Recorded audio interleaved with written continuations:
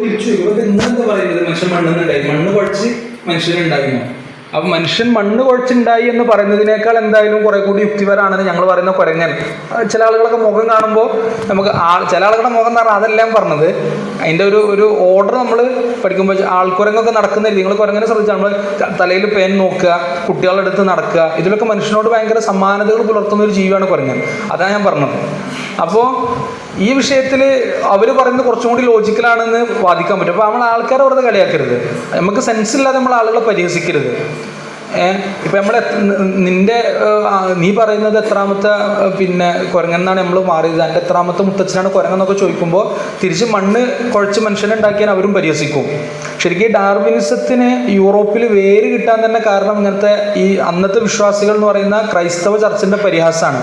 അതായത് അന്ന് ഈ ഡാർവിനിസ്റ്റുകളും അതായത് ഡാർവിൻ്റെ ഈ എവല്യൂഷനിസം വാദിക്കുന്ന ഒരു ടീമും അന്നത്തെ മതപുരോഹിതന്മാരും ക്രിസ്ത്യൻ പുരോഹിതന്മാരും തമ്മിൽ യൂറോപ്പിൽ നടക്കുന്ന ഒരു ഡിബേറ്റ് ഉണ്ട്. അതിൽ ശരിക്ക് ആ ഡിബേറ്റ് തുടങ്ങുമ്പോൾ തന്നെ ഒരു അച്ഛൻ എഴുന്നേറ്റെന്ന് ചോദിക്കുന്നത്, ഒരു ക്രിസ്ത്യൻ പണ്ഡിതൻ എഴുന്നേറ്റെന്ന് ചോദിക്കുന്നത് നിന്റെ എത്രാമത്തെ മുത്തച്ഛനാടോ കുരങ്ങെന്നാണ്. ഫസ്റ്റ് ചോദ്യം ഡാർവിനിസ്റ്റുകളോട് ചോദിക്കുന്നത് നിന്റെ എത്രാമത്തെ മുത്തച്ഛനാടോ കുരങ്ങെന്നാണ്. അയാൾ സ്പോട്ടിൽ മറുപടി പറയുന്നത് ഇത്ര സീരിയസ് ആയ ഡിബേറ്റ് നടക്കേണ്ട ഒരു വേദി, ഇത്ര സുചിന്തിതമായി സംസാരിക്കേണ്ട ഒരു വേദിയിൽ ഇത്ര ബാലിഷമായ ഇത്ര നിസ്സാരമായ ഒരു ചോദ്യം ചോദിക്കുന്ന നിങ്ങളെപ്പോലത്തെ ഒരാൾ എൻ്റെ മുത്തച്ഛനായി വരുന്നതിനേക്കാൾ ഞാനൊരു കുരങ്ങൻ എൻ്റെ മുത്തച്ഛനാവാൻ തന്നെയാണ് ഇഷ്ടപ്പെടുന്നതെന്ന് പറഞ്ഞു. ഇതിനന്ന് യൂറോപ്പിൽ കിട്ടിയ കയ്യടി ഭയങ്കരമാണ്. അതായത് ഇങ്ങനെ ഇത്ര പരിഹാസങ്ങൾ ശരിക്കും ആളുകൾ ഈ പരിഹസിക്കുമ്പോൾ ഒരുതരം സഹതാപം രൂപപ്പെടുകയും അവരോട് ആളുകൾ കൂടുകയൊക്കെ ചെയ്യും. അപ്പോൾ ഈ പരിഹാസങ്ങൾ ശരിക്ക് ഒരു വിഷയത്തിൻ്റെയും പരിഹാരമൊന്നുമല്ല. നമുക്ക് എന്തെങ്കിലും ബുദ്ധിപരമായി സമർത്ഥിക്കാനുണ്ടെങ്കിൽ അത് പറയാന്നല്ലാതെ ബാക്കി ഇങ്ങനെ നമ്മൾ പതയായിട്ട് ഇങ്ങനെ കുറെ ഒച്ചപ്പാടുണ്ടാക്കിയാൽ അത് കുറച്ച് കഴിയുമ്പോൾ അതങ്ങ് താന്നു പോകും. ആളുകൾക്ക് മനസ്സിലാവുന്നത് പറയുക, അപ്പോൾ ആളുകൾ അത് സ്വീകരിക്കും. അപ്പോൾ മദ്രസ വിട്ട് സ്കൂളിൽ പോയ കുട്ടി കേൾക്കുന്നത് ഈ ഡാർവിനിസത്തെ പറ്റിയിട്ടാണ്. ഇത് ഈ കുട്ടിയുടെ ഉള്ളിലുണ്ടാക്കുന്ന ഒരുതരം ഒരു കൺഫ്യൂഷൻ ഉണ്ട്, ഒരു ഇന്റേണൽ കോൺഫ്ലിക്റ്റ് ഉണ്ട്. അതായത് മദ്രസ ഉസ്താദ് എന്ത് പറഞ്ഞു, മനുഷ്യൻ എവിടെ നിന്ന് ഉണ്ടായിന്നാ പറഞ്ഞത്, മണ്ണെന്ന് ഉണ്ടായിന്ന്. സ്കൂളിലെത്തിയപ്പോൾ ടീച്ചർ എന്ത് പറഞ്ഞു, കുരങ്ങെന്ന് ഉണ്ടായിന്ന് പറഞ്ഞു. ഈ കുട്ടിക്ക് ഇത് ആരോടെങ്കിലും ചോദിക്കാൻ പറ്റുമോ? ടീച്ചറോട് ചോദിച്ചാൽ ടീച്ചർ ആ പുസ്തകത്തിലുള്ളതല്ലാത്ത വേറൊന്നും വായിച്ചിട്ടുണ്ടാവില്ല. ആ പുസ്തകത്തിൽ എന്താണോ പറഞ്ഞത് അതിൻ്റെ അപ്പുറത്തേക്ക് ടീച്ചർക്ക് ആ വിഷയത്തിൽ ധാരണ ഒന്നും ഉണ്ടാവില്ല. എന്നാൽ മദ്രസയിലൊന്ന് ഉസ്താദിനോട് ചോദിച്ചാലോ, ഉസ്താദ് പറഞ്ഞു കൊടുക്കുമോ? ഉസ്താദ് എന്താ പറയാ, വലിയ ക്ലാസ്സിൽ പഠിക്കാന്ന് പറയില്ലേ. പൊതുവേ എല്ലാവരും പറയാം വലിയ ക്ലാസ്സിൽ പഠിക്കും, അല്ലെങ്കിൽ പിന്നെ ഉസ്താദ് അടുത്ത് ചൂടാവുകയാണ് ചെയ്യുക. ഇപ്പോൾ ഇങ്ങനത്തെ ഈ നമ്മുടെ നാട്ടിൽ ഈ ലിബറലിസം, യുക്തിവാദം എന്നൊക്കെ പറഞ്ഞ വിഷയങ്ങളുണ്ടായ സമയത്ത് ഈ മലപ്പുറം ജില്ലയിലെ കുറച്ച് മദ്രസയിലെ ഉസ്താദന്മാർ, പള്ളിക്കത്തെ ഖത്തീബന്മാരൊക്കെ ഒരു പരിപാടി വെച്ചിരുന്നു. അപ്പോൾ അവർക്ക് ക്ലാസ് എടുക്കാൻ വേണ്ടി പോയ സമയത്ത് ഈ കുട്ടികൾ ചോദിക്കുന്ന കുറേ സംശയങ്ങൾ അവർ പറഞ്ഞു. എന്താണ് ഒറ്റ പ്രവാചകന്മാരും നബിമാരൊന്നും സ്ത്രീകളില്ലാത്തത്? 1,24,000 ആൾക്കാർ വന്നിട്ട് പേരിനൊരു പെണ്ണ്, ഒരു 1.5% റിസർവേഷനെങ്കിലും 33% സംവരണമാണെന്ന് പറയുന്ന കാലത്തിൽ അതിലൊരു 2% സംവരണമെങ്കിലും സ്ത്രീകൾക്കും കൊടുക്കേണ്ടതല്ലായിരുന്നു? ഒരു പെണ്ണെങ്കിലും പ്രവാചകനായിട്ട് ഒരു പൊടിക്കില്ലല്ലോ. അപ്പം അത് സ്ത്രീ വിരുദ്ധതല്ലേ? അങ്ങനെ തുടങ്ങിയ തലക്കെന്ന് ഇങ്ങനെ ചോദ്യം വന്നു. എല്ലാത്തിനെയും സൃഷ്ടിക്കണം എന്ന് പറയുമ്പോൾ ഈ പറയുന്ന സൃഷ്ടാവിനൊരു സൃഷ്ടാവ് വേണ്ടേ? ആ ലോജിക്ക് വെച്ചിട്ട് പടച്ചോനൊരു സൃഷ്ടാവ് വേണ്ടേ? പടച്ചോൻ്റെ മുമ്പ് അപ്പോൾ ശരിക്കും എന്താണെന്നൊക്കെ പറയുന്ന ഇനിയിപ്പോൾ ഞാൻ പറയുന്നോടത്ത് ഞാനിതിനൊന്നും മറുപടി പറയുന്നില്ല, അതിന് കുറച്ച് സമയം എടുക്കും. ഇത് ഞാൻ പോകുമ്പോൾ ഇത് മൊത്തത്തിൽ ഈ ക്ലാസ് കേട്ട് മനസ്സിലായത് ഇങ്ങനെ കുറേ സംശയങ്ങളാവരുത്. പൊതുവെ ഈ ക്ലാസ്സിന് പോയെടുത്തേ ഞാൻ പറയുന്നൊരു കാര്യം ഇവിടെയും പറയാണ്, പറഞ്ഞതൊന്നും മനസ്സിലായിട്ടില്ലെങ്കിലും പറയാത്തതൊന്നും മനസ്സിലാക്കരുത്. പറഞ്ഞതൊന്നും മനസ്സിലായിട്ടില്ലെങ്കിലും പറയാത്തതൊന്നും മനസ്സിലാക്കരുത്. ഉസ്താദ് കുറേ കൺഫ്യൂഷനായിട്ട് പോയി എന്ന് പറയുന്നത്, ഞാൻ ചോദിച്ചതിൽ എന്തെങ്കിലും സംശയം ഉണ്ടെങ്കിൽ ഞാൻ പോകുന്നതിന് മുമ്പ് തീർക്കണം, അല്ലെങ്കിൽ ഇവിടുത്തെ ഉസ്താദ്മാരോട് ചോദിച്ചത് ക്ലിയർ ചെയ്യണം. അപ്പോൾ ശരിക്കും പടച്ചോനെ സൃഷ്ടിച്ചത് ആരാന്നുള്ള സംശയം മനസ്സിലുണ്ടെങ്കിൽ ഇത് കഴിഞ്ഞിട്ട് നിങ്ങൾക്ക് വേണമെങ്കിൽ ചോദിക്കാവുന്നതാണ്. അങ്ങനെ എന്ത് സംശയം ഉണ്ടെങ്കിലും സ്വാഭാവികമായിട്ട്. അപ്പോൾ ഈ ഉസ്താദ്മാർ ഇങ്ങനെ പൊതുവെ സംശയങ്ങൾ ചോദിച്ച സമയത്ത് ഞാൻ അതിന് മറുപടി പറയുന്നതിന് മുമ്പ് ഞാൻ വെറുതെ അങ്ങനെ ചോദിച്ചു, നിങ്ങൾ പൊതുവെ എന്താണ് ചെയ്യൽ ചോദിച്ചു. അപ്പം ഒരു ഉസ്താദ് ഇങ്ങനെ ഭയങ്കര ആവേശത്തിൽ പറഞ്ഞു, കുറച്ചൊക്കെ നമ്മളത് മൈൻഡ് ചെയ്തു. പിന്നെ അവനോട് പുറത്ത് നിർത്തുന്നു, ക്ലാസ്സിൽ ഒച്ചപ്പാടുണ്ടാക്കിയതിന് എന്നാൽ ഓനോട് പുറത്ത് നിർത്തിയാൽ പ്രശ്നം പരിഹരിക്കുമല്ലോ. അപ്പോൾ ഞാൻ ഉസ്താദിനെ വളരെ സ്നേഹത്തോടെ പറഞ്ഞു, നിങ്ങൾ ഒന്നില്ലെങ്കിൽ ആ വിഷയം പഠിച്ച് മറുപടി പറഞ്ഞു കൊടുക്കണം. ഈ കുട്ടികളെ ക്ലാസ്സിൽ നിന്ന് പുറത്താക്കുക, അല്ലെങ്കിൽ നമ്മൾ ആ ചോദ്യം ചോദിച്ച ആളോട് ഷൗട്ട് ചെയ്യുക എന്ന് പറയുന്നത് ഇപ്പോഴത്തെ കാലത്ത് എന്തായാലും ഭയങ്കര നെഗറ്റീവ് ഇമ്പാക്റ്റ് ഉണ്ടാക്കും. കുട്ടി ക്ലാസ്സിൽ നിന്ന് പുറത്തു പോകും, ചോദ്യം ക്ലാസ്സിൽ ബാക്കിയാവും. കുട്ടി ക്ലാസ്സിൽ നിന്ന് പുറത്തു പോകും, ചോദ്യം ക്ലാസ്സിൽ ബാക്കിയാവും. ആ ചോദ്യം പല കുട്ടികളും ഏറ്റെടുക്കും. കുട്ടികൾ അവിടെ തുറന്നു ചോദിക്കൂല, പക്ഷേ കുട്ടികളുടെ ഉള്ളിൽ അതുണ്ടാവും. അപ്പോൾ പിന്നെ ഓല എവിടെയെങ്കിലും സോഷ്യൽ മീഡിയയിൽ ഇൻസ്റ്റാഗ്രാമിലോ ഫേസ്ബുക്കിലോ എന്തെങ്കിലും പിന്നെ എത്തിസ്റ്റ് ഏതെങ്കിലും പോസ്റ്റോ കാണുമ്പോൾ ശരിയാണ്, ശരിക്കും പഠിച്ചോന്നൊന്നുമില്ല, ഇതീ പറയുന്നതിൽ കുരങ്ങനെന്നോ എവിടുന്നോ ഇങ്ങനെ ഇവോൾവ് ചെയ്തുണ്ടാക്കിയ ഒരു സാധനമാണ് ഈ പിന്നെ സാപ്പിയൻസ് എന്നൊക്കെ വിശ്വസിച്ച് പോകും. കാരണം എന്താണ്, ഇതിനൊരു ലോജിക്കലായിട്ടുള്ള ആൻസർ കുട്ടിക്ക് കിട്ടുന്നില്ല എന്നുള്ളതാണ്. ചോദിക്കാനുള്ള സ്പേസും ശരിക്കില്ല. അതായത് 10 കഴിഞ്ഞ മദ്രസയിൽ 10 വരെ പഠിച്ചൊരു കുട്ടിയെ സംബന്ധിച്ചിടത്തോളം ഇപ്പം നിങ്ങളിങ്ങനെ ഒരു ഫീൽഡിൽ വന്നു, കുറച്ച് കുട്ടികൾ വാഫി വഫിയ എന്നൊക്കെ പറയും, ഇതല്ലാത്ത എത്ര ലക്ഷം കുട്ടികൾ പുറത്തുണ്ട്. ഇവർക്ക് ഒരു സംശയം ഉണ്ടാകുമ്പോൾ ചോദിക്കാൻ എവിടെയാണ് വേദിയുള്ളത്? അങ്ങനെ നമുക്ക് നമ്മുടെ നാട്ടിൽ ഇപ്പോൾ പുറം നാടുകളിലൊക്കെ ഫത്വ കൗൺസിൽ ഉണ്ടാകും. നമുക്ക് എന്തെങ്കിലും ചോദ്യം ഉണ്ട് ഇമെയിൽ ചെയ്താൽ അവർ 1-2 ദിവസത്തിനുള്ളിൽ ആൻസർ നമുക്ക് റിപ്ലൈ ആയിട്ട് തരും. അങ്ങനത്തെ പരിപാടി നമ്മുടെ നാട്ടിലില്ല. നമ്മുടെ നാട്ടിൽ ആകെയുള്ള പരിപാടി എങ്ങനെയെങ്കിലും ആൾക്കാരെ പുറത്താക്കാനും മാറ്റി നിർത്താനും പറ്റുമെന്നുള്ളതാണ്.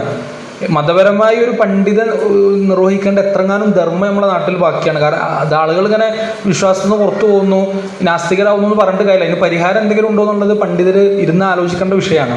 അപ്പോൾ കുട്ടികൾക്ക് ഇങ്ങനെ ഒരു സ്പേസ് ഇല്ലാതിരിക്കുമ്പോൾ സ്വാഭാവികമായിട്ടും കുട്ടികളുടെ ഉള്ളിൽ സംശയം കനക്കും. അത് പിന്നെ വിശ്വാസം ഒഴിവാക്കുന്നതിലേക്ക് നയിക്കും. അതാണ് ഞാൻ നേരത്തെ പറഞ്ഞത്, പുതിയ കാലത്ത് വെസ്റ്റ് ഒക്കെ മുമ്പ് ചെയ്തതുപോലത്തെ ആയുധങ്ങൾ കൊണ്ടുള്ള യുദ്ധം ശരിക്കും നടക്കുന്നില്ല. ആശയങ്ങൾ കൊണ്ടാണ് നല്ല യുദ്ധം. നമ്മുടെ പാഠപുസ്തകങ്ങളായിട്ട് നമ്മുടെ മുന്നിലേക്ക് വരുന്ന പലതിലും വലിയ അപകടങ്ങളുണ്ട്. ഇപ്പം നിങ്ങളെ ഉമ്മമാർ കുടുംബശ്രീ എന്ന് പറഞ്ഞ പരിപാടിയില്ലേ, ഈ കുടുംബശ്രീക്കൊക്കെ ഇപ്പോൾ ഈ ലേറ്റസ്റ്റ് വിതരണം ചെയ്ത ചില ഹാൻഡ് ബുക്കുകളുണ്ട്. ഒരേലും ഉമ്മ കുടുംബശ്രീക്കൊക്കെ പോകുന്നുണ്ട്, അങ്ങനെ വല്ല പുസ്തകമോ കടലാസോ കിട്ടിയെങ്കിൽ വെറുതെ ഒന്ന് മറച്ചു വായിച്ചു നോക്കുകൊണ്ട്.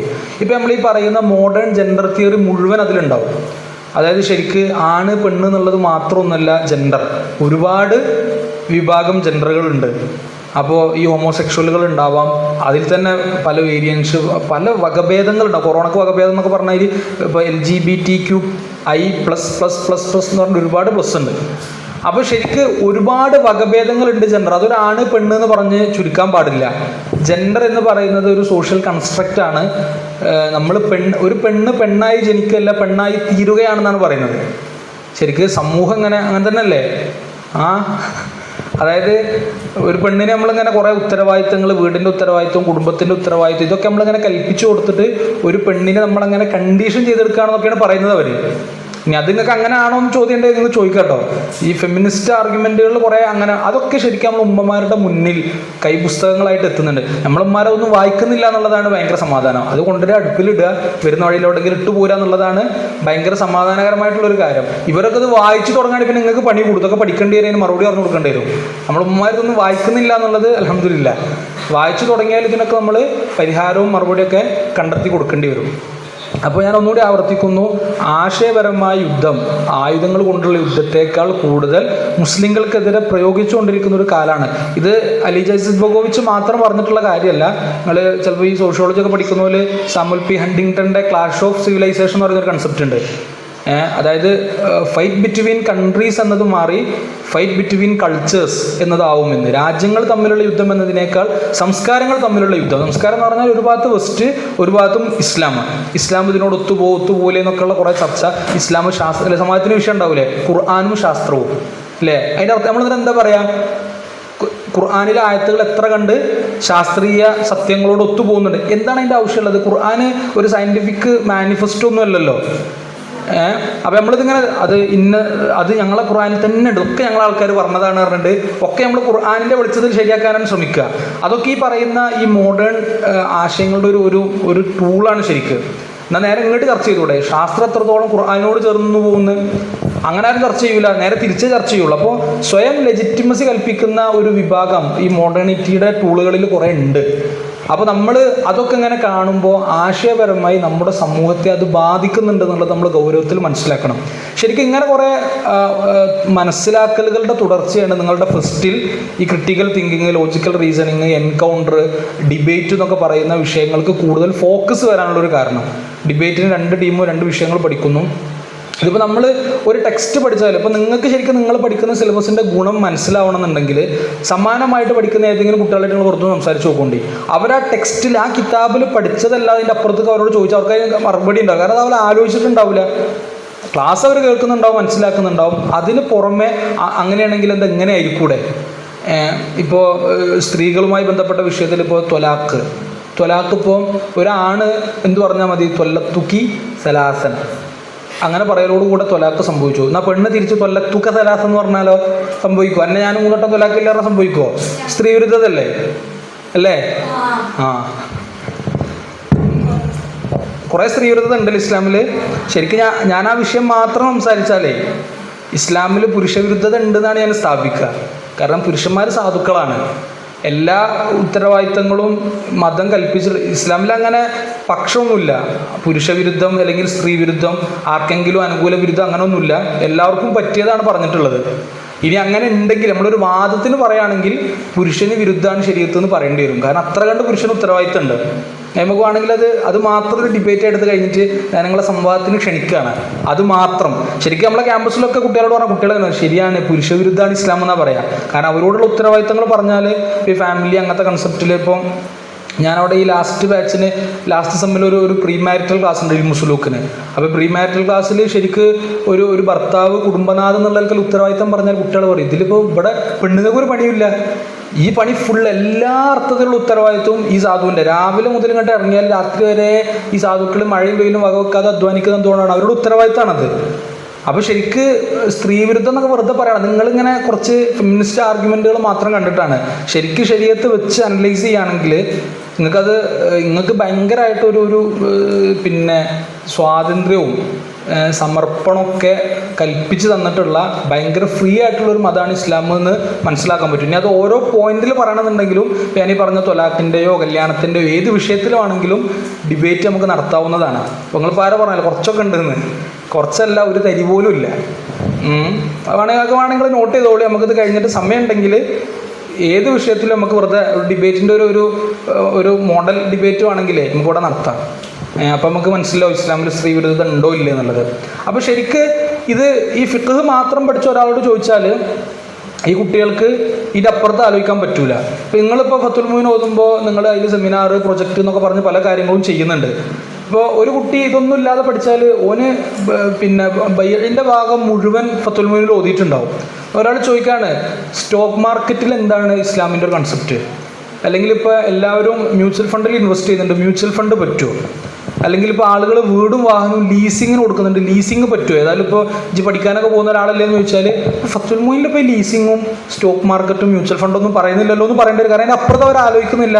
അവിടെയാണ് നിങ്ങളെ സിലബസ് നിങ്ങളോട് പ്രൊജക്റ്റും സെമിനാറും ഫസ്റ്റിൽ ഡിബേറ്റും. നിങ്ങൾ PG കൂടി പഠിക്കുകയാണെങ്കിൽ ഇതിൻ്റെ ബാക്കി റിസാലയും മറ്റൊക്കെ ആയിട്ട് ഇത് കൂടുതൽ പണികൾ ടെക്സ്റ്റ് ബേസ് ചെയ്തിട്ട് തന്നെ പുതിയ കാര്യങ്ങൾ അതിനോട് ചേർത്ത് വെക്കുന്ന ധാരാളം കാര്യങ്ങൾ നമ്മുടെ സിലബസിൻ്റെ ഉള്ളിൽ തന്നെ ഡിസൈൻ ചെയ്യപ്പെട്ടിട്ടുണ്ട്.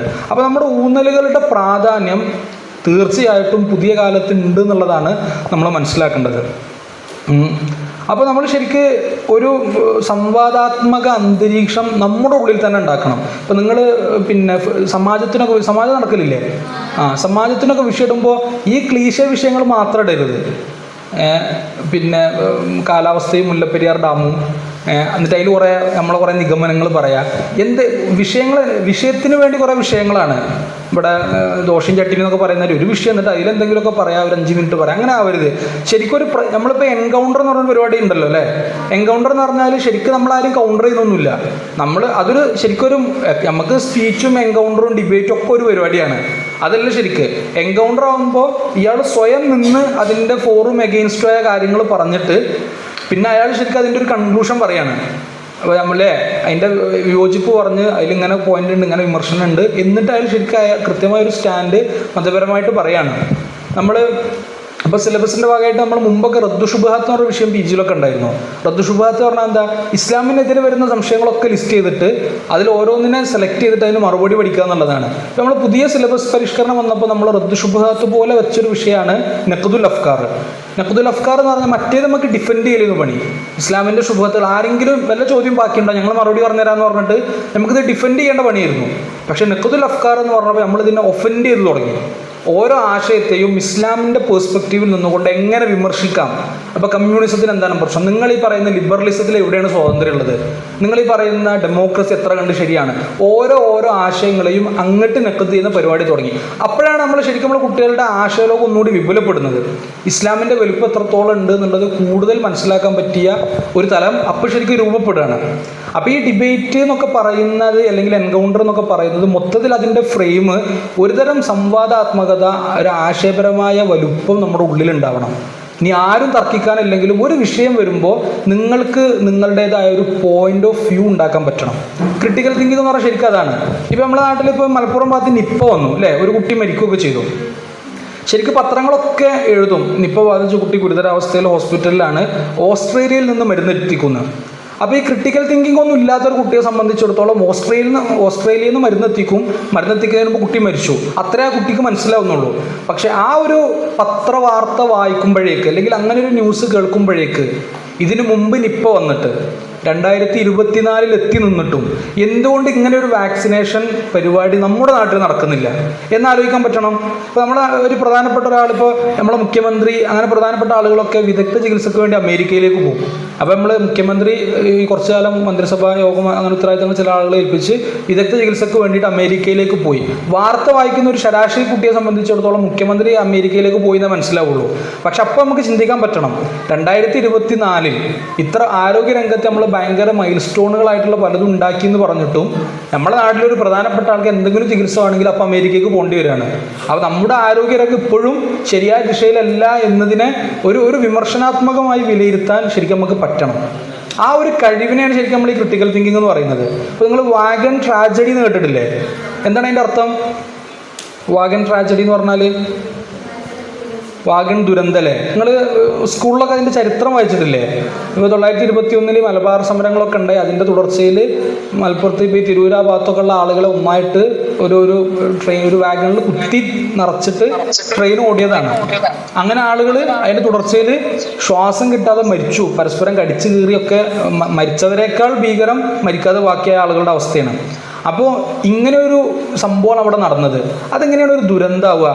ഒരു ഗവൺമെൻറ് പ്ലാൻഡായിട്ട് നടത്തിയ കൂട്ടക്കൊലയാണത്. അതായത് ഇപ്പോൾ അവിടുന്ന് കാസർഗോഡ് നിന്ന് കോഴിക്കോട് വരെ ആളുകൾക്ക് AC കമ്പാർട്ട്മെൻറ്റിൽ യാത്ര ഒരിക്കതല്ലോ, അല്ലെ എവിടെയും കൊണ്ടുപോകല്ലോ.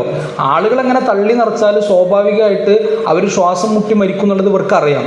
ഗവൺമെൻറ് പ്ലാൻ ചെയ്ത ഒരു മസാക്കർ, ഒരു കൂട്ടക്കൊലയാണ് നടന്നത്. പക്ഷെ നമ്മൾ ചരിത്രത്തിൽ എന്താണ് വായിക്കുന്നത്? ദുരന്തം എന്നാണ്. അത് ഈ ഉരുൾപൊട്ടൽ പോലത്തെ ഒരു ഡിസാസ്റ്റർ ആയിരുന്നോ? അങ്ങനെ ഒരു ട്രാജഡി ആയിരുന്നു അത്. അപ്പോൾ ഞാൻ പറയുന്നത്, നമ്മളറിയാതെ നമ്മുടെ ചരിത്ര വായനകളെ പോലും ആളുകൾ സ്വാധീനിക്കുന്നുണ്ട്. നമ്മളും ഇങ്ങനെ പറയും വാഗൺ ട്രാജഡി അല്ല, അതൊരു കൂട്ടക്കൊലയാണ്. അന്നത്തെ ഗവൺമെൻറ്, അന്നത്തെ സ്റ്റേറ്റ് സ്പോൺസർ ചെയ്ത വളരെ പ്ലാൻഡ് ആയിട്ടുള്ള ഒരു കൂട്ടക്കൊലയാണ് നടന്നതെന്ന് പറയാൻ പറ്റണമെന്നുണ്ടെങ്കിൽ നിങ്ങളുടെ ഉള്ളിൽ ഒരു വിമർശനാത്മക ചിന്ത ഉണ്ടാവണം എന്നാണ് ഞാൻ പറയുന്നത്. അതിന് വാഗൺ ട്രാജഡിയുടെ ചരിത്രം പഠിക്കണം എന്നുള്ളത് വേറൊരു വിഷയമാണ്. വെറുതെ അത് കൂട്ടക്കൊലയാണെന്ന് പറഞ്ഞിട്ട് കാര്യമില്ല. ഇനി ചരിത്രം അറിയണം, അതിന് വായന വേണം, അന്വേഷണം വേണം. നമുക്കിനി വഴിയെ പറയാം എന്തുകൊണ്ട് വായന വേണം. ഇതിനൊക്കെ ഫസ്റ്റും ലാസ്റ്റും ഒക്കെ ഇപ്പോൾ ഇഖ്റവ് തുടങ്ങണം എന്ന് പറഞ്ഞാൽ, ഖുർആൻ ഇഖ്റയിൽ തുടങ്ങി എന്ന് പറഞ്ഞതുപോലെ ഈ സംസാരത്തിൻ്റെ തുടക്കവും ലാസ്റ്റും ഒക്കെ ഇഖ്റവ് മാത്രമാണ്. അതല്ലാതെ ഈ പറയുന്ന സംവാദം ഉണ്ടാവില്ല, പ്രസംഗവും ഉണ്ടാവില്ല, എൻകൗണ്ടർ ഒന്നും ഉണ്ടാവില്ല. അപ്പോൾ നമ്മൾ എത്രത്തോളം കപ്പാസിറ്റി വായനയിൽ നമുക്ക് വിപുലപ്പെടുത്താൻ പറ്റുമോ അപ്പോൾ മാത്രമാണ് ഈ പറയുന്ന പരിപാടികൾ തന്നെ നടക്കുക. അത് നമുക്കിനി വഴിയെ, ഞാൻ മറന്നുപോയാൽ ഈ വായനയെ പറ്റി കുറച്ച് കാര്യങ്ങൾ പറയാൻ ഓർമ്മിപ്പിക്കണം. അപ്പോൾ ഈ പറയുന്ന വിഷയം നമ്മൾ ഓരോന്ന് കേൾക്കുമ്പോൾ ആളുകൾ പറഞ്ഞതൊക്കെ നമ്മളിങ്ങനെ ഏറ്റെടുക്കുകയാണ്. അപ്പോൾ വാഗൺ ട്രാജഡിന് പ്രധാന നിപ്പ ഓസ്ട്രേലിയയിൽ മരുന്ന് കൊണ്ടുവരിക അങ്ങനെയൊന്നുമല്ല. എന്തുകൊണ്ട് ഓസ്ട്രേലിയയിൽ കൊണ്ടുവരണം? എന്തുകൊണ്ട് നമ്മുടെ നാട്ടിൽ ഇപ്പോഴും അതിന് പരിഹാരമില്ല? ഇപ്പോൾ പിന്നെ ഈ വയനാട്ടിൽ ദുരന്തം ഉണ്ടായി. നിങ്ങൾ ആ വാർത്ത ഫോളോ ചെയ്യുമ്പോൾ അവിടെ ആളുകൾക്ക് ഇതൊക്കെ ചെയ്യുന്നത് അവർ ട്രെയിൻഡ് ആയിട്ടുള്ള ആളുകളല്ല, നാട്ടുകാർ അവർക്ക് പറ്റുന്നതൊക്കെ ചെയ്യാണ്. അതിൽ ട്രെയിൻഡ് ആയിട്ടുള്ള, നമ്മൾ ശമ്പളം കൊടുത്ത് ഇങ്ങനെ ഡിസാസ്റ്റർ ഇപ്പോൾ NDRF എന്നൊക്കെ പറഞ്ഞാൽ നാഷണൽ ഡിസാസ്റ്റർ റെസ്പോൺസ് ഫോഴ്സാണ്. ഇവർക്ക് ഡിസാസ്റ്റർ ഉണ്ടാകുമ്പോൾ മാത്രമേ റെസ്പോണ്ട് ചെയ്യേണ്ട കാര്യമുള്ളൂ. ഇവർ ശമ്പളം കൊടുത്ത് ട്രെയിനിങ് ഒക്കെ കിട്ടി നിൽക്കുന്ന ആൾക്കാരാണ്. ഇവർക്ക് എന്തെങ്കിലും ഉത്തരവാദിത്തങ്ങൾ, ഡ്യൂട്ടി ഉണ്ടെങ്കിൽ ഈ നാഷണൽ ലെവലിൽ എന്തെങ്കിലും ഡിസാസ്റ്റർ ഉണ്ടാകുമ്പോൾ മാത്രമാണ്. അപ്പോൾ അവർക്ക് അവിടെ എന്തെങ്കിലും കാര്യമായിട്ട് ചെയ്യാൻ പറ്റുള്ളൂ. ബാക്കി നമ്മളപ്പോൾ കണ്ടോലെ എടുക്കുക, അല്ലെങ്കിൽ നമുക്ക് പോകാൻ പറ്റുന്നിടത്ത് പോകാമെന്നല്ല. അതിൻ്റെ അപ്പുറത്തേക്ക് സാധാരണക്കാരനൊന്നും ചെയ്യാൻ പറ്റില്ല. പക്ഷേ വയനാട്ടിൽ അപകടം നടന്നിട്ട് ഏതാണ്ട് 10-13 മണിക്കൂർ കഴിഞ്ഞിട്ടാണ് ഈ സൈന്യത്തിന് അല്ലെങ്കിൽ NDRFൻ്റെ ടീമിന് അവിടേക്ക് എത്താൻ പറ്റുന്നത്. എന്തുകൊണ്ട്? ഇതിപ്പോൾ കേന്ദ്രത്തിൻ്റെ സാധനമാണ്. സ്റ്റേറ്റ് ലെവലിൽ ഇങ്ങനത്തെ സെൻസിറ്റീവായ പ്രദേശങ്ങളിൽ നമുക്ക് അങ്ങനെ ഒരു യൂണിറ്റ് ഉണ്ടായിക്കൂടാ. അപ്പോൾ ഓരോ വാർത്ത കാണുമ്പോഴും ഞാൻ പറയുന്നത്, നിങ്ങൾക്ക് വരികൾ വായിക്കുന്നത് പോലെ വരികൾക്കിടയിൽ വായിക്കാൻ പറ്റണം. അതില്ലെങ്കിൽ പിന്നെ നിങ്ങളും അടുത്ത താത്താരും തമ്മിലൊരു വ്യത്യാസമില്ല. ഓല് വഫിയ എന്ന് പേരില്ലാന്നേ ഉണ്ടാവുള്ളൂ. അപ്പോൾ എല്ലാവരും കൂടി നാട്ടിൽ ഏറ്റു ചൊല്ലുന്ന പരിപാടികളൊക്കെ പറയാനാണെങ്കിൽ പിന്നെ നമ്മൾ വഫിയ പഠിക്കേണ്ട കാര്യമൊന്നുമില്ല. വരികൾ ആർക്കും വായിക്കാൻ പറ്റും. വരികൾക്കിടയിലൂടെ വായിക്കണം എന്നുണ്ടെങ്കിൽ അതിന് നല്ല റീസണിങ് കപ്പാസിറ്റി വേണം. നമുക്ക് സ്വന്തമായിട്ട് ആ കാര്യങ്ങൾ അനലൈസ് ചെയ്യാൻ പറ്റണം. ഒരു വിഷയം കേൾക്കുമ്പോൾ അതിൻ്റെ അപ്പുറം ഇപ്പുറമൊക്കെ ആലോചിക്കാൻ പറ്റണം. അപ്പോൾ ഞാൻ പറയുന്നത് ഈ ചൂഷണങ്ങൾ കുറയുന്നുള്ളതാണ്. ഇപ്പോൾ നമ്മളിപ്പോൾ ഈ മുസ്ലിം സ്ത്രീകൾ ഈ ആത്മീയ രംഗത്ത്, സാമൂഹിക രംഗത്ത് പല ചൂഷണങ്ങൾക്കും വിധേയപ്പെടുന്നുണ്ട്. മിക്കതും അജ്ഞതയാണ്. അതിനൊക്കെ തലവെച്ച് കൊടുക്കുക. അതിപ്പോൾ അവിടെ അങ്ങനെ ഒരു തങ്ങൾപ്പാപ്പുണ്ട്, അവിടെ അങ്ങനെ ഔലിയപ്പാപ്പുണ്ട്, ഭയങ്കര കറാമത്താണെന്നൊക്കെയാണ് പറയാം. നിൽക്കുന്ന നിപ്പിന് മുമ്പരാണ്ട് കാണാതാവും. അപ്പോൾ മുമ്പ് ഒസരി പോയ മുമ്പ് കാണാതാവൂലേ? അങ്ങനെ ഓരോന്ന് നമ്മൾ വെറുതെ അങ്ങനെ ഓരോന്നാണ് പറയാം. ഭയങ്കര മുമ്പരൊക്കെ ഈമാന് ബാങ്ക് കൊടുത്താൽ നിസ്കരിക്കുന്നത് അതോ എല്ലാവരും ചെയ്യേണ്ടതല്ലേ? മൂപ്പരൊക്കെ ഞങ്ങൾ പാപ്പന് ബാങ്ക് കൊടുത്ത് അപ്പം നിസ്കരിക്കുന്നു. അതിപ്പോൾ എല്ലാവരും ബാങ്ക് കൊടുത്ത ഉടനെ ഉപലോകത്തിൽ നിസ്കരിക്കുക എന്നുള്ളത് എല്ലാവരും ചെയ്യേണ്ടത്. അത് കറാമത്തും വിശിഷ്ട കാര്യമൊന്നുമല്ലല്ലോ, സ്വാഭാവികമായിട്ട് ശരീരത്തിൻ്റെ ഒരു അനുശാസനയാണ്.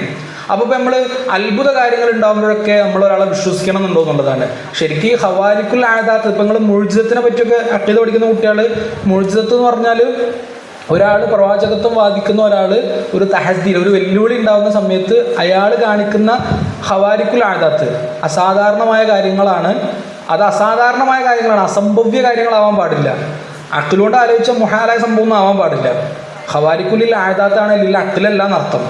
അതാണ് പറയുക. അവിടെയൊക്കെ അർത്ഥം വെച്ച് പോന്നാൽ പോലെ അവിടെയൊക്കെ ആലോചിക്കാണ്ട് ഓരോ പോയിന്റിലും. അപ്പോൾ ഈ അസാധാരണമായ സംഭവങ്ങൾ പ്രവാചകനിൽ നിന്നുണ്ടാകുമ്പോൾ മുഅ്ജിസത്ത്, ഒരു സ്വാലിഹായ മനുഷ്യനിൽ നിന്നുണ്ടാകുമ്പോൾ കറാമത്ത്. അത് ഈ ഹവാരിക്കുൽ ആദാത്ത് പല തരത്തിലുള്ള. ഇപ്പോൾ ഇസ്തിദ്റാജ്, അപ്പോൾ ഒരു നമ്മളെ അടുത്ത സ്വാമി അത്ഭുതം, ഇപ്പോൾ അയാളുടെ ആ സ്വാമിൻ്റെ അടുത്ത് പോകുമ്പോൾ രോഗം മാറും എന്ന് പറയാം. അല്ലെങ്കിൽ അയാളുടെ അടുത്ത് പോയാൽ എല്ലാത്തിനും പരിഹാരം ഉണ്ടാവും. ഇപ്പോൾ ഇങ്ങനെ കുറേ അസാധാരണമായ സംഭവങ്ങളൊക്കെ ഉള്ള ആളാണ്. അങ്ങോട്ട് പോകരുത് എന്ന് ഉമ്മാനോട് പറയാൻ നമുക്ക് പറ്റണമെന്നുണ്ടെങ്കിൽ നമുക്കൊരു ധാരണ വേണം. അത്ഭുത സംഭവങ്ങൾ കാണിക്കുന്നത് മുഴുവൻ കറാമത്തല്ല, അത് ചിലത് അള്ളാൻ്റെ പരീക്ഷണമാണ്, ചിലപ്പോൾ ശൈത്താനിയായ കാര്യങ്ങളാണെന്ന് പറഞ്ഞ് മാറ്റി നിർത്താൻ നമുക്ക് പറ്റണം. അപ്പോൾ എല്ലാ വിഷയങ്ങളിലും നിങ്ങളുടെ ധാരണയും നിങ്ങളുടെ അപഗ്രഥനവും എന്താ പറയുക വലുതാക്കാൻ പറ്റുക എന്നുള്ളത് മാത്രമാണ് ഇതിനൊക്കെ പരിഹാരം. അപ്പോൾ നിങ്ങളുടെ ഫസ്റ്റും നിങ്ങളുടെ ആർട്സും സമാജമൊക്കെ അതിൻ്റെ തുടർച്ചയിൽ ശരിയാവും. നമ്മളിപ്പോൾ ഡിബേറ്റിന് പരിശീലിക്കുന്നത് ഡിബേറ്റിൽ ഫസ്റ്റ് കിട്ടാൻ വേണ്ടി മാത്രമല്ല, ആ കപ്പാസിറ്റി ശരിക്ക് നമ്മുടെ ഉള്ളിൽ ഉണ്ടാവാൻ വേണ്ടിയിട്ടാണ്. അപ്പോൾ നമ്മൾ കുറേ വായിക്കണം എന്ന് പറയുമ്പോൾ അതിൻ്റെ ബേസ് എന്നല്ല, ശരിക്കും നമ്മൾ എതിർക്കുന്ന ആളുകളെ പോലും നമ്മൾ കൃത്യമായിട്ട് വായിക്കണം. ഇപ്പോൾ ഞാൻ നേരത്തെ ഡാർവിനിസം പറഞ്ഞു. ഈ ഡാർവിൻ പറഞ്ഞത് എന്താണെന്ന് മനസ്സിലാക്കിയാൽ ഇസ്ലാമിൻ്റെ ഈ ഖൽഖുൽ ഇൻസാൻ സ്ഥാപിക്കാൻ വളരെ എളുപ്പമാണ്. അത് വായിക്കൂല. നമ്മൾ ഈ ആരെങ്കിലും കുരങ്ങുന്ന മനുഷ്യനുണ്ടായി എന്ന് പറയാം, പിന്നെ അതിങ്ങനെ പാടി നടക്കും. അതിൽ ടീച്ചർ പണ്ട് എന്തെങ്കിലും 4ാം ക്ലാസ്സിൽ എവിടെയൊന്നും പഠിപ്പിച്ചിട്ടുണ്ടാവും. പിന്നെ അതൊന്നല്ല, ഇതിപ്പോൾ ഇപ്പോഴും പഠനം നടന്നുകൊണ്ടിരിക്കുന്ന ഒരു ഏരിയയാണ് അതൊക്കെ. അപ്പോൾ നമ്മൾ കേട്ടതിനെ പിന്നൊന്നും വിപുലപ്പെടുത്താതെ പറഞ്ഞതുമ്മേൽ ഇങ്ങനെ പറഞ്ഞു നിൽക്കുകയാണ്. ശരിക്ക് അത് വായിക്കണം എന്ന് മാത്രമല്ല, നമ്മളെ എതിർക്കുന്ന ആളുകളെ കൃത്യമായിട്ട് നമ്മൾ അറിയാൻ വേണം.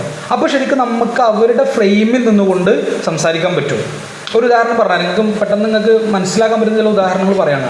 റസൂലുള്ളാഹി സ്വല്ലല്ലാഹു അലൈഹി വസല്ലമ തങ്ങളെ ഈ സ്ത്രീകളുമായി ബന്ധപ്പെട്ട് ഒന്നിൽ കുറേ ഭാര്യമാരുണ്ടായിരുന്നു, അല്ലെങ്കിൽ ആയിഷ ബീവിയെ കല്യാണം കഴിച്ചിട്ട്, ഇങ്ങനെ കുറേ വിഷയങ്ങളുമായിട്ട് ബന്ധപ്പെട്ടിട്ട് ഒരുപാട് ആരോപണങ്ങൾ ശരിക്കും ഉണ്ടാവാറുണ്ട്. ശരിക്ക് ഈ പ്രവാചകൻ്റെ ഒക്കെ വ്യക്തിത്വം നമ്മളൊക്കെ സംരക്ഷിച്ച് നിർത്തേണ്ട ഒരു കാര്യമാണെന്നൊക്കെ നമുക്ക് തോന്നി തുടങ്ങണം. അങ്ങനെയൊന്നുമല്ല, നമ്മൾ സംരക്ഷിച്ചിട്ടില്ലെങ്കിലും അള്ളാഹു റസൂലിൻ്റെ ആ വ്യക്തിത്വം പരിശുദ്ധമായിട്ട് അവിടെ ഉണ്ട്. പക്ഷെ നമ്മുടെ നാട്ടിൽ ചോദ്യങ്ങൾ ചോദിക്കുന്ന ആളുകൾക്ക് ഇതിനൊക്കെ പരിഹാരം പറഞ്ഞു കൊടുക്കാൻ പറ്റണം. മലയാളത്തിൽ പോലും വളരെ മോശമായി പ്രവാചകനെ പറ്റി എഴുതുകയും പറയുകയും അത് പബ്ലിഷ് ചെയ്യുകയൊക്കെ ചെയ്യുന്നത് സജീവമായി കൊണ്ടിരിക്കുകയാണ്. ഇപ്പോൾ സോഷ്യൽ മീഡിയയിലൊക്കെ നോക്കിയാൽ നിങ്ങൾക്ക് അറിയാം. അപ്പോൾ എന്താണ് ഇപ്പോൾ ഉന്നയിക്കപ്പെടുന്ന ഒരു പ്രശ്നം? സ്ത്രീകളുമായി ബന്ധപ്പെട്ടുള്ള കാര്യമാണ്. ഇപ്പോൾ നബി ആയിഷ ബീവിയെ കല്യാണം കഴിച്ചു, ഒന്നിലധികം ഭാര്യമാരെ കല്യാണം കഴിച്ചു, അത് ശരിക്കും സ്ത്രീ വിരുദ്ധതയാണ്. അങ്ങനെ കുറേ റസൂലുള്ളാഹിൻ്റെ പുരുഷ മേധാവിത്വമാണെന്നൊക്കെ പറയാണ്. അപ്പോൾ നമുക്ക് നമ്മുടേതായ ഒരു മറുപടി ഉണ്ടാവും. നമ്മുടെ മറുപടി എന്താണ്? അതിപ്പോൾ അള്ളാഹുവിൻ്റെ കൽപ്പനയാണ്, റസൂലുള്ളാഹിക്ക് അനുവദിക്കപ്പെട്ട കാര്യമാണെന്നുള്ള ദീനിയായിട്ടുള്ള കുറേ മറുപടികൾ നമുക്ക് പറയാൻ പറ്റും. ഈ ദീനിയായ മറുപടി ഇവരോട് പറഞ്ഞു കൊടുത്തവർക്ക് മനസ്സിലാവുമോ? അത് ഖുർആനിൽ ഉണ്ടായതുകൊണ്ടാണ്, അള്ളാഹു പറഞ്ഞുകൊണ്ടാണ് നബി കല്യാണം കഴിച്ചതെന്ന് പറയാൻ പറ്റുമോ? ഇല്ല. അവരുടെ ഫ്രെയിം പഠിച്ച് മറുപടി പറയണം. അപ്പോൾ നിങ്ങളുടെ ഉള്ളിൽ നല്ലൊരു കപ്പാസിറ്റി ഉണ്ടാകും. അവരുടെ ഫ്രെയിം എന്താണ്? നിങ്ങൾ ഏറ്റവും പോസ്റ്റ് മോഡേൺ ആയിട്ടുള്ള ഒരു ഫെമിനിസ്റ്റിനെ വായിച്ചാലും ആത്യന്തികമായിട്ട് മനസ്സിലാവുക ഒരു പെണ്ണിൻ്റെ സബ്ജക്റ്റിവിറ്റിയാണ്. ഒരു പെണ്ണ് എന്ത് പറയുന്നോ അതാണ് മാനദണ്ഡം. ഇപ്പോൾ ഈ നമ്മളെ ഈ പോക്സോ കേസിലൊക്കെ ഒരുപാട് ദുരുപയോഗങ്ങൾ നടക്കുന്നുണ്ട്. കാരണം അതിർത്തി തർക്കമൊക്കെ ആ തർക്കമാക്കി മാറ്റുകയാണ്. കാരണം അതാകുമ്പോൾ എന്താണ്, ഒരു പെണ്ണ് വെറുതെ പറഞ്ഞാൽ മതി എന്നോട് മോശമായിട്ട് ബിഹേവ് ചെയ്തു എന്നോ അല്ലെങ്കിൽ എന്നെ ചൂഷണം ചെയ്തു എന്നൊക്കെ ഒരു പെണ്ണ് വെറുതെ പറഞ്ഞാൽ കേസാണ്. അതെ, അയാൾ അറസ്റ്റ് ചെയ്യാനത് മതി. പിന്നെ കോടതിയിലൊക്കെ വാദിച്ചത് ശരിയാണോ അല്ലേ എന്നുള്ളത് അവിടെ തെളിഞ്ഞിട്ട് വേണം. പക്ഷെ അയാൾ അറസ്റ്റ് ചെയ്യാനും ജയിലിലിടാനും ഈ പെണ്ണിൻ്റെ കേവലമായ ഒരു സ്റ്റേറ്റ്മെൻറ്റ് മതി. അപ്പോൾ പെണ്ണിൻ്റെ സബ്ജക്റ്റിവിറ്റി എന്നുള്ളതിന് ഭയങ്കര പ്രാധാന്യം കൊടുക്കുന്ന ആലോചനകളാണ് പോസ്റ്റ് മോഡേൺ ഫെമിനിസത്തിൻ്റെ ഏതു പഠനവും. അപ്പോൾ പെണ്ണിൻ്റെ സബ്ജക്റ്റിവിറ്റിയാണ്, അവൾ പറയുന്നതാണ് പ്രധാനമെന്ന് മനസ്സിലാക്കുക. ഈ സബ്ജക്റ്റിവിറ്റി അള്ളാൻ്റെ റസൂലിനും ഇല്ലേ? അള്ളാൻ്റെ റസൂലിൻ്റെ ഭാര്യമാർക്കില്ലേ? അപ്പോൾ ഇവർക്കില്ലാത്ത എന്തോ ആണോ ബാക്കിയുള്ള പെണ്ണുങ്ങൾക്ക് മാത്രം കൽപ്പിച്ചു കൊടുക്കുന്നത്? റസൂലുള്ളാഹി സ്വല്ലല്ലാഹു അലൈഹി വസല്ലം തങ്ങൾ ഭാര്യമാരെ വിളിച്ചു കൂട്ടിയിട്ട് നിങ്ങൾക്ക് വേണമെങ്കിൽ ദുന്യാവ് തിരഞ്ഞെടുക്കാം, കാരണം എൻ്റെ കൂടെ ജീവിക്കുമ്പോൾ പല പ്രയാസങ്ങളും ഉണ്ടാവും. അപ്പോൾ നിങ്ങൾക്ക് വേണമെന്നുണ്ടെങ്കിൽ ദുന്യാവ് തിരഞ്ഞെടുത്ത് ഇഷ്ടത്തിന് പോകാൻ നിങ്ങളെ ഞാൻ അതിനു വേണ്ടി ഒഴിവാക്കി തരാം എന്ന് പറയുമ്പോൾ ഭാര്യമാർക്ക് പല പ്രതികരണങ്ങളും നടത്തുന്നുണ്ട്.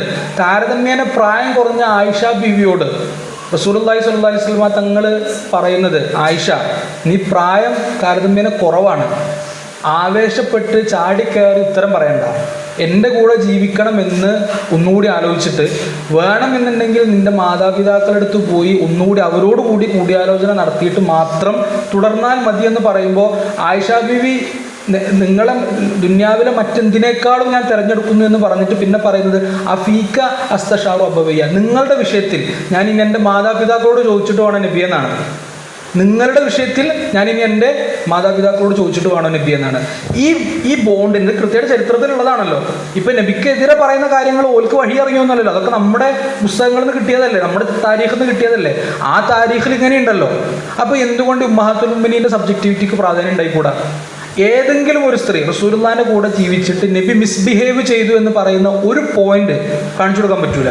ഈ ചരിത്രം കൃത്യമായിട്ട് എഴുതപ്പെട്ടിട്ടുണ്ട്. നബിയുടെ അടുത്ത് വന്നിട്ട് തർക്കിച്ച പെണ്ണിന്റെ ചരിത്രം ഖുർആനിലുണ്ട് അല്ലേ, സൂറത്തുൽ മുജാദല. ശരിക്കും മുജാദലയല്ല മുജാദിലയാണെന്ന് പറയപ്പെടാറുണ്ട്. ഒരു ലുഗത്ത് പ്രകാരം ആ സൂറത്തിന്റെ പേര് മുജാദിലയാണെന്ന്. മുജാദില എന്ന് പറഞ്ഞാൽ എന്താണ്? തർക്കിച്ച പെണ്ണ് എന്നാണ്. മറ്റേതമ്മ മസ്തറാണ്, തർക്കം എന്നായി. റസൂലുള്ളാഹിന്റെ മുന്നിൽ വന്നിട്ട് ഭർത്താവിന്റെ വിഷയത്തിൽ തർക്കിച്ച പെണ്ണ്. അപ്പം ഇങ്ങനെ ഒരു സ്പേസ് റസൂലുള്ളാഹിന്റെ അടുത്ത് ഉണ്ടായിരുന്നു, സ്ത്രീകൾക്ക് ചോദിക്കാനും പറയാനും. നിസാഉൻ ഹൗലർ റസൂൽ എന്ന് പറയുന്ന പുസ്തകമുണ്ട്. നബിയുടെ ചുറ്റുണ്ടായിരുന്ന പെണ്ണുങ്ങൾ ഭാര്യമാരായിട്ട്, നബിയുടെ ഉമ്മയായിട്ട്, പെങ്ങന്മാരായിട്ട്, സ്വഹാബത്തിലെ വനിതകളായിട്ട്, ഇവരോടൊക്കെ നബി എങ്ങനെയാണ് എൻഗേജ് ചെയ്തിരുന്നത് എന്നുള്ളത് കൃത്യമായിട്ട് രേഖപ്പെടുത്തപ്പെട്ടിട്ടുണ്ട്. ഇവരിൽ ഏതെങ്കിലും ഒരു പെണ്ണ് നബിക്കെതിരെ എന്തെങ്കിലും പറഞ്ഞിട്ടുണ്ടോ എന്ന് അന്വേഷിക്കണം. അപ്പോഴല്ലേ ആർഗ്യുമെന്റ് ജെന്യൂൻ ആവുള്ളൂ. അപ്പോൾ ഒരാൾ നമ്മോട് പറയുമ്പോൾ എവിടുന്നാണ് തെളിവ്? ആയിഷ ബീവിക്ക് അതിൽ പ്രശ്നം ഉണ്ടായിരുന്നോ? പിന്നെ വയസ്സ് എന്നുള്ളത് ാണെങ്കിൽ ഒരു 50 കൊല്ലം മുമ്പ് ഈ പറയുന്ന ആളുടെ ഉമ്മയോ അല്ലെങ്കിൽ ഉപ്പയോ അവരുടെ ഒരു ജനറേഷൻ ബാക്കിലോ 12 വയസ്സിലോ 14 വയസ്സിലോ കല്യാണം കഴിച്ചവരായിരിക്കും. ഇപ്പോൾ 18, 21 ഇപ്പോഴത്തെ കണക്കാണ്. അതിനു മുമ്പ് അങ്ങനെ ആയിരിക്കൂല. അപ്പോൾ ഒരു 50 കൊല്ലം മുമ്പ് നമ്മുടെ നാട്ടിൽ തന്നെ ഈ 18 എന്നുള്ളത് 15, 16 ആയിരുന്ന, അല്ലെങ്കിൽ 14 ആയിരുന്ന ഒരു കാലമുണ്ട്. ഈ 50 കൊല്ലം മുമ്പ് ഈ 4-5 വയസ്സിൻ്റെ വ്യത്യാസം ഉണ്ടെങ്കിൽ 1500 കൊല്ലം മുമ്പ് അല്ലെങ്കിൽ 1400 കൊല്ലത്തിലധികമുള്ള ഒരു കാലത്തെ വയസ്സ് വെച്ചിട്ട് ഇപ്പം എങ്ങനെ നമുക്ക് ഡിബേറ്റ് ചെയ്യാൻ പറ്റുക? അപ്പം ഇങ്ങനെ തത്വദീക്ഷയില്ലാതെ, ഒരു സംവാദ മര്യാദ, വൈജ്ഞാനിക സത്യസന്ധത പാലിക്കാതെ വെറുതെ തർക്കിക്കുന്നത് ഉചിതമല്ല എന്ന് ആളുകളോട് പറഞ്ഞു കൊടുക്കണമെന്നുണ്ടെങ്കിൽ നമുക്ക് അവരുടെ മനഹജ് അറിയണം. നമ്മുടെ ചരിത്രത്തിലും കൃത്യമായ ഒരു ധാരണ നമുക്ക് വേണം. അപ്പോൾ ഫെമിനിസ്റ്റ് കാഴ്ചപ്പാടിൽ പോലും അള്ളാഹിൻ്റെ റസൂൽ സല്ലല്ലാഹു അലൈഹി വസല്ലം ശരിയല്ല എന്ന് തെളിയിക്കാൻ അവർക്ക് പറ്റൂല. കാരണം നമ്മുടെ ദീനിയായ വിഷയങ്ങളിൽ എന്തായാലും ഓക്കെയാണ്. ഇനി അവരുടെ മനഹജ് എടുത്ത് മറുപടി പറഞ്ഞാൽ പോലും പ്രവാചകൻ തെറ്റാണ് എന്ന് പറയാൻ പറ്റൂല. ശരിക്ക് മറുപടി പറയുമ്പോൾ നമ്മളെ എതിരാളി ആരാണോ അയാളുടെ മനഹജ് കൂടി മനസ്സിലാക്കിയിട്ട് മറുപടി പറയണം. നമ്മളിപ്പോൾ ഖുർആനിലുണ്ട് എന്ന് പറഞ്ഞാൽ ഖുർആനെ തന്നെ അംഗീകരിക്കാത്ത ഒരാളോട് ഖുർആനിലുണ്ട് പറഞ്ഞിട്ട് കാര്യമില്ലല്ലോ. അല്ലെങ്കിൽ ഹദീസിലുണ്ട്, റസൂലുള്ളാഹിനെ തന്നെ അംഗീകരിക്കാത്ത ഒരുത്തനോട് ഇനി ഹദീസിലുണ്ട് എന്ന് പറഞ്ഞിട്ട് എന്താ കാര്യം? അപ്പോൾ നിങ്ങളുടെ മനഹജിൽ പോലും ഉമ്മഹാത്തുൽ മുഅ്മിനീൻ പറഞ്ഞത് ശരിയാണ് എന്ന് നിങ്ങൾ വകവെച്ച് കൊടുക്കേണ്ടി വരും. ആ അടിസ്ഥാനത്തിൽ പ്രവാചകൻ ശരിയല്ല എന്ന് പറയാൻ പറ്റൂല എന്ന് സ്ഥാപിക്കാൻ ശരിക്കും നമുക്ക് പറ്റണം. ഈ ഒരു കപ്പാസിറ്റിയാണ് ശരിക്ക് നമ്മൾ വളർത്തിയെടുക്കേണ്ടത്. ഒരാൾ ചോദിക്കുമ്പോഴേക്ക് വെറുതെ ചൂളിപ്പോവരുത്. എന്തെങ്കിലുമൊക്കെ ചോദിക്കും, പഠിച്ചോനെ ഇനിയിപ്പോൾ ഇതിനെന്താ മറുപടി അറിയാം, ഇപ്പോൾ ഞാൻ കുടുങ്ങിയില്ല, അങ്ങനെയൊന്നുമില്ല. കൃത്യമായ മറുപടികൾ നമ്മുടെ കിതാബുകളിൽ തന്നെ ഉണ്ട്. നമുക്കത് മനസ്സിലാക്കാനും ഒരു പുതിയ കാലത്തിൻ്റെ ഭാഷയിലും ശൈലിയിലും പറഞ്ഞു കൊടുക്കാനും അറിഞ്ഞാൽ മതി. ഇപ്പോൾ നമ്മളിപ്പോൾ ഇനി ഈ പുതിയൊരു ഹദീസ് തിരഞ്ഞു പിടിച്ചിട്ടൊന്നും വേണ്ടല്ലോ, ഒക്കെ ഇവിടെ അവൈലബിൾ ആണ്. നമുക്കത് മനസ്സിലാക്കാനും റീസണിങ് നടത്തിയിട്ട് ഓരോ കാലത്തിൻ്റെയും ആ ഒരു സ്വാഭാവികമായ ഭാഷയിലും ശൈലിയിലും സംസാരിക്കാനും പറ്റിയാൽ ഇതിനൊക്കെ പരിഹാരം ഉണ്ടാക്കാൻ പറ്റും. ഒന്ന് എഴുന്നേറ്റ് എല്ലാവരും. ഉറക്കം വരുന്നുണ്ടോ മഴ ചെയ്യുമ്പോൾ? ഇല്ലല്ലോ.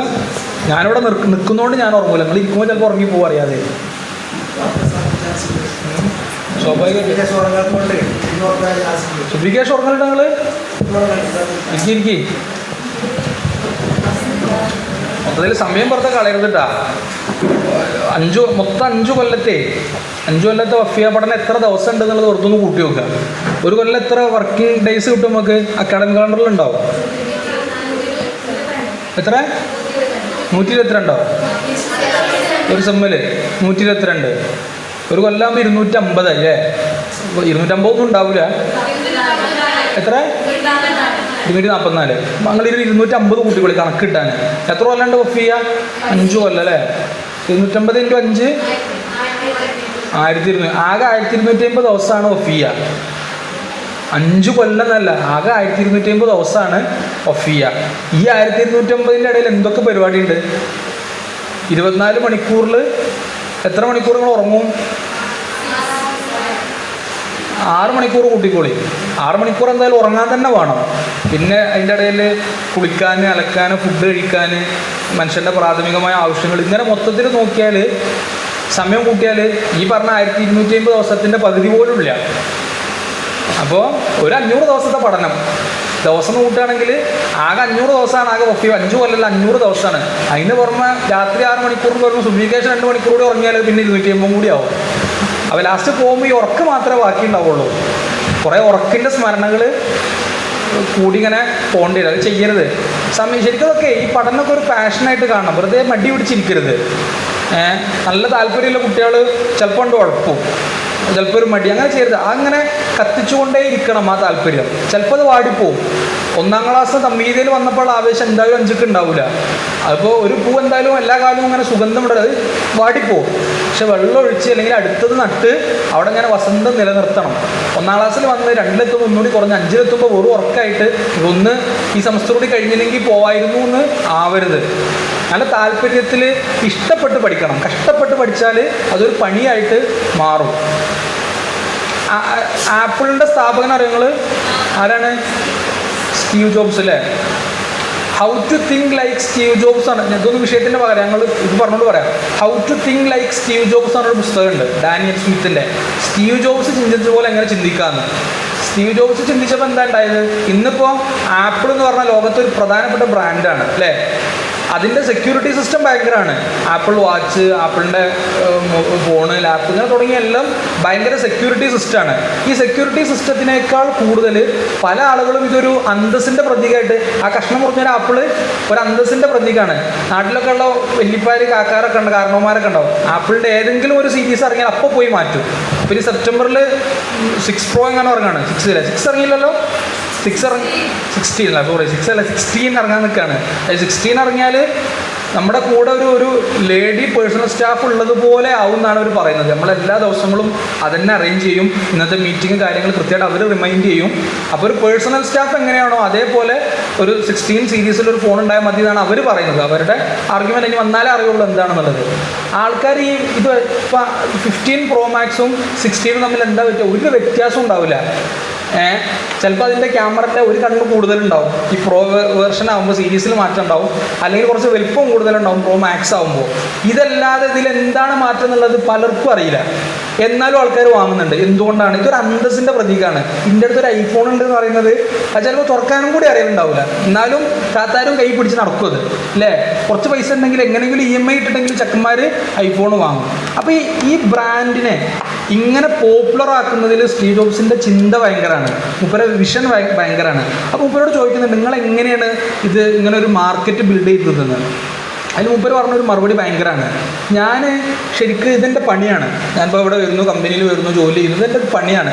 പക്ഷെ ഞാനത് പണിയായിട്ട് കാണാതെ പാഷനായിട്ട് കണ്ടു എന്നുള്ളതാണ്.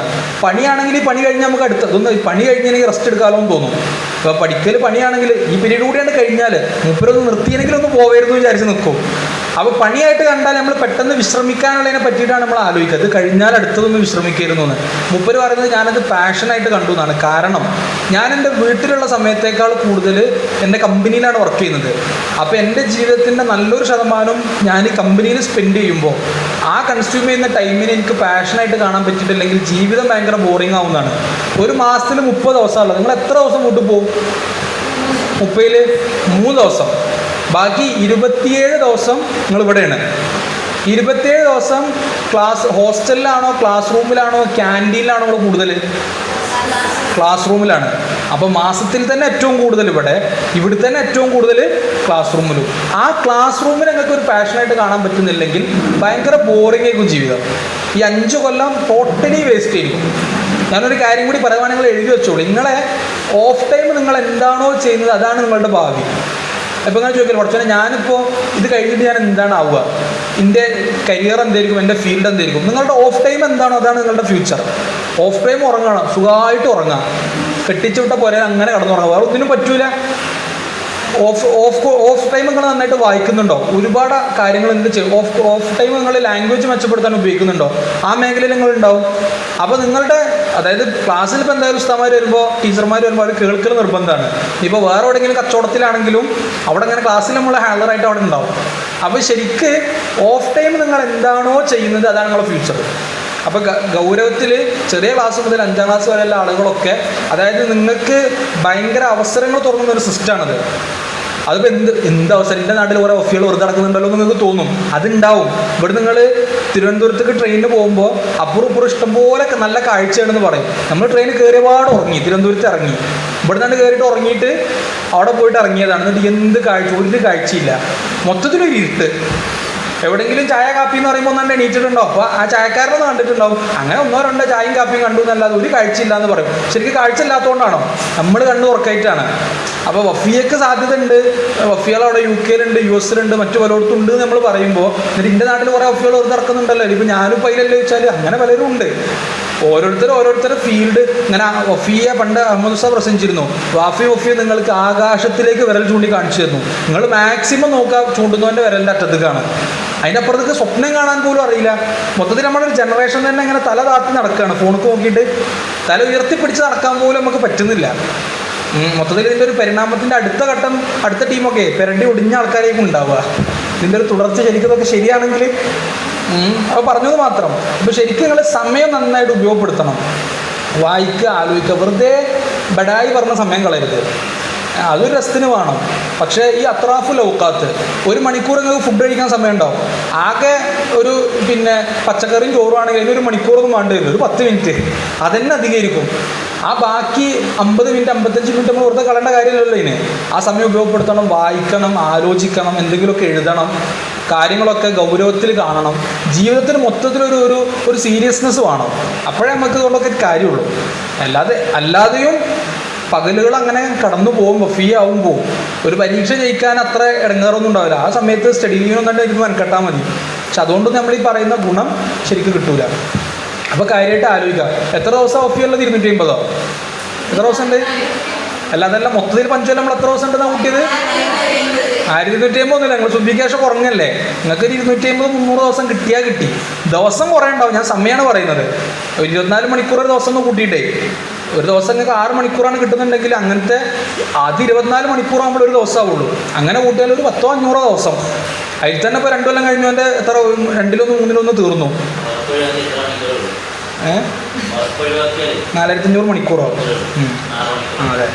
അപ്പം ആകെ കുറച്ച് മണിക്കൂറുകളാണ് ജീവിതം. അത് തന്നെ മണ്ണിടിച്ചിലൊന്നും പെട്ടിട്ടില്ലെങ്കിൽ കരക്കെത്തും.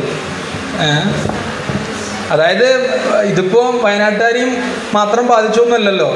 നമ്മളെ കൂട്ടത്തിൽ തന്നെ ഇപ്പം ഇന്നലെ നിങ്ങൾ ഈ വദീമ കോളേജിലൊരു കുട്ടിയുടെ ഒരു ഗുരുതരമായ അസുഖത്തിനുള്ളൊരു കളക്ഷൻ നടക്കുന്നുണ്ട്. കഴിഞ്ഞ ആഴ്ചയാണ് കാളികാവ് ക്യാമ്പസിൽ നിന്ന്, ഞങ്ങളെ കോളേജിൽ നിന്ന് ക്യാമ്പസിൽ നിന്ന് പഠിച്ചിറങ്ങിപ്പോയ ഒരു കുട്ടി മരിച്ചത്. അഫ്സൽ മുഫറുല്ലാഹു റഹ്മഹു. അങ്ങനെ ഒന്നുമില്ല, രാത്രി പോയി തലേന്ന് തൃശ്ശൂർ ജില്ലാ വാഫി അലുമിനിയുടെ ചർച്ചകളിലൊക്കെ പങ്കെടുത്ത് അങ്ങനെ കുറേ കാര്യങ്ങളൊക്കെ ചെയ്യണം, സ്റ്റേറ്റ് അലുമിനിയായിട്ട് പ്ലാൻ ചെയ്ത് പല പരിപാടിയും വാഫി നിങ്ങൾക്ക് നടത്തണം എന്നൊക്കെ പറഞ്ഞ് 11:30 ആ മീറ്റിംഗ് കഴിഞ്ഞ് കടന്നുറങ്ങിയ ആളാണ് വീട്ടിൽ പോയിട്ട്. രാവിലെ എഴുന്നേറ്റില്ല, മരിച്ചു. പോസ്റ്റ്മോർട്ടം റിപ്പോർട്ടിൽ സൈലൻ്റ് അറ്റാക്കാണ്.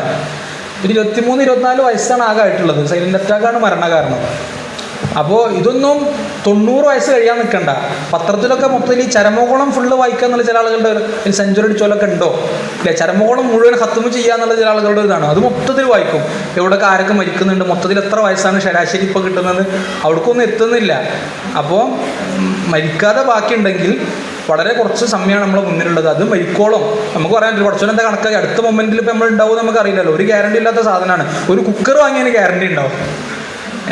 മനുഷ്യൻ്റെ ജീവിതം ഒരു ഗ്യാരണ്ടി ഇല്ലാത്ത സാധനമാണ്.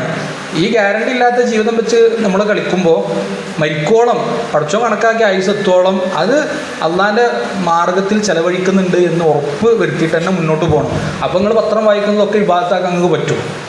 ഞാനിതൊക്കെ പഠിക്കുന്നത് എന്നെക്കൊണ്ട് സിസ്റ്റത്തിന്, സംവിധാനത്തിന്, മൊത്തത്തിൽ സമൂഹത്തിന്, ദീനുൽ ഇസ്ലാമിന് എന്തെങ്കിലുമൊക്കെ ഒരു കാര്യം വേണമെന്നുള്ള നീയത്തിൽ എല്ലാം ചെയ്യും. അപ്പോൾ ഉറങ്ങുന്നതൊക്കെ ആ നീയത്ത് ശരിയാക്കി ഉറങ്ങുന്നതൊക്കെ കൂലിയിടുന്ന കാര്യമാണ്.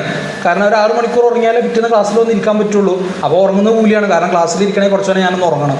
6 മണിക്കൂർ ഉറങ്ങുന്നതൊക്കെ വിവാദത്താണ്. ഇത് ക്ലാസ്സിൽ ഉറങ്ങുക, പുറമെ 6 മണിക്കൂർ ഔഡിയോ ഉറങ്ങുക, മൊത്തത്തിൽ അതൊരു വിവാദത്ത് മാത്രമായിട്ടേ. അപ്പോൾ സമയം കാര്യമായിട്ട് ഉപയോഗപ്പെടുത്തുക എന്നുള്ളത് ഞാൻ അതിൻ്റെ ഒരു ഇടയിലൊന്ന് പറഞ്ഞത് മാത്രം.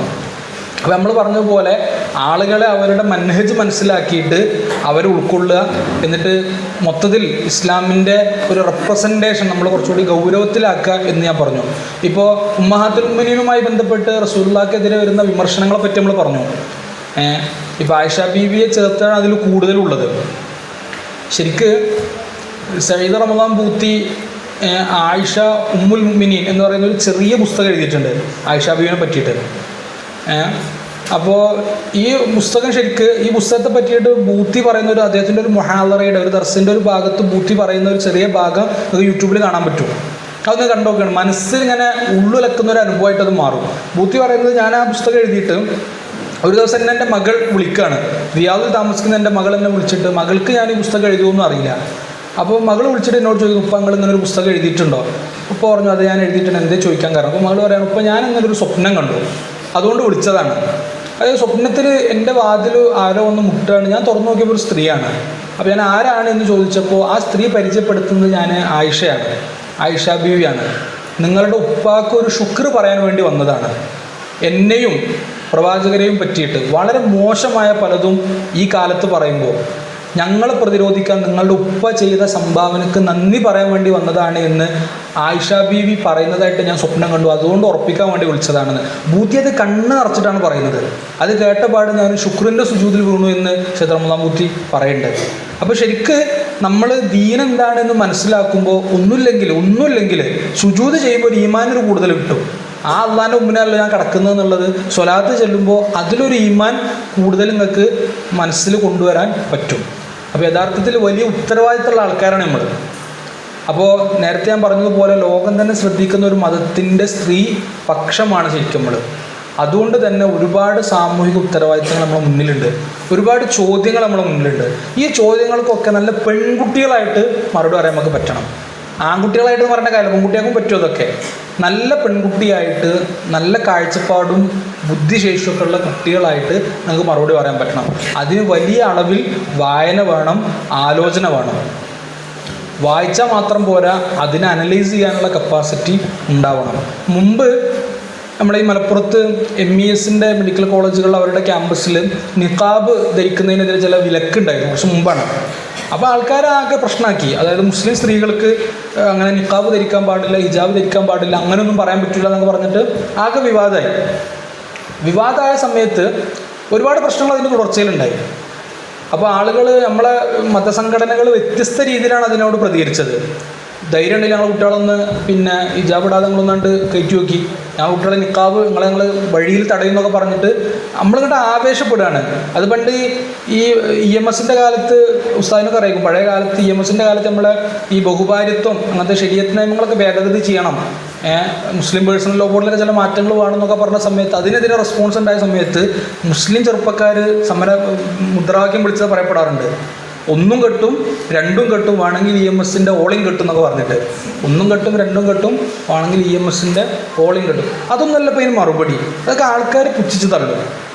അപ്പോൾ MES അല്ലെങ്കിൽ വേറെ ആരെങ്കിലും നിക്കാബ് വിലക്കുകയാണ്, പ്രതികൂല സാഹചര്യമാണെന്ന് പറയുമ്പോൾ ഞാൻ പറയുന്നത് ശരിക്ക് അവിടെ നമുക്ക് എന്താണ് ചെയ്യാൻ പറ്റുക എന്നുള്ളത് ആലോചിക്കണം. നമ്മളത് സീരിയസ് ആയിട്ട് ആ വിഷയം പഠിക്കണം, ഒരു അക്കാഡമിക് അപ്രോച്ച് അതിൽ നടത്തണം.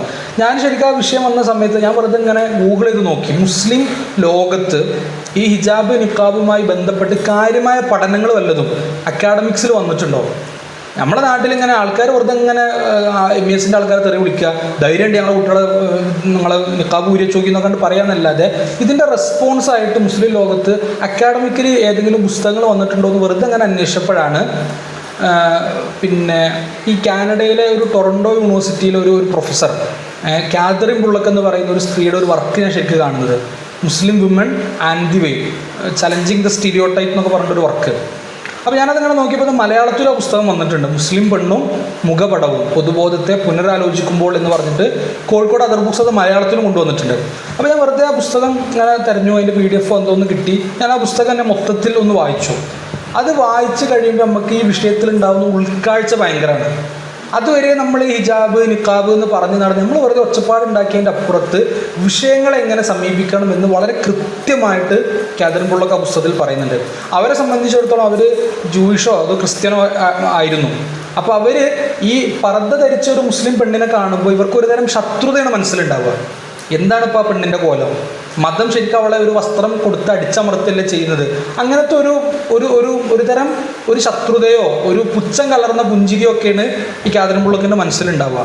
അപ്പോൾ അവരുടെ ഡിഗ്രി PG ഒക്കെ കഴിഞ്ഞതിന് ശേഷം PhD ഈ കൾച്ചറൽ സ്റ്റഡീസിൻ്റെ ഒക്കെ ഭാഗമായിട്ട് മുസ്ലിം പെണ്ണിൻ്റെ ഈ വെയിൽ, ഈ മുഖപടം അല്ലെങ്കിൽ നിക്കാബ് ഹിജാബ് മൂടുപടം എന്നൊക്കെ പറയുന്ന ഈ വിഷയങ്ങളുടെ ശരിക്കും ഒരു പൊളിറ്റിക്സ്, അതിൻ്റെ ഒരു സോഷ്യോളജി എന്താണെന്ന് മനസ്സിലാക്കാൻ വേണ്ടിയിട്ട് PhDക്ക് അതൊരു വിഷയമായിട്ട് സ്വീകരിക്കുകയാണ്.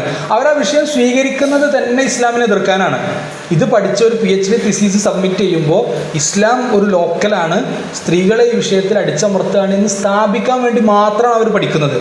പക്ഷേ ഈജിപ്തിലും മറ്റ് മുസ്ലിം അറബ് രാജ്യങ്ങളിലൊക്കെ ചെന്ന് ഈ വിഷയം പഠിച്ചിട്ട് ഈ ഹിജാബിൻ്റെ ഒക്കെ മതപരമായ മെച്ചങ്ങളെക്കാൾ അതിൻ്റെ സാമൂഹികവും രാഷ്ട്രീയവും ഒക്കെ ആയിട്ടുള്ള പ്രാധാന്യത്തെ തിരിച്ചറിയുമ്പോൾ അവരത് ഉൾക്കൊള്ളുകയും ഇസ്ലാം സ്വീകരിച്ച് ആ പറയുന്ന ഹിജാബ് ധരിച്ചിട്ടാണ് അവരവരുടെ PhD തിസീസ് സബ്മിറ്റ് ചെയ്തത്. അവരൊന്നും ജീവിച്ചിരിക്കുന്ന പെണ്ണാണ്. നിങ്ങൾ വെറുതെ ഗൂഗിളിൽ കാതറിൻ ബുള്ളക്ക് ഒന്ന് സെർച്ച് ചെയ്താൽ നല്ല തട്ടൊക്കെ ഇട്ട് നിൽക്കുന്ന ഒരു പ്രൊഫസറുടെ ഫോട്ടോ കാണാൻ പറ്റും.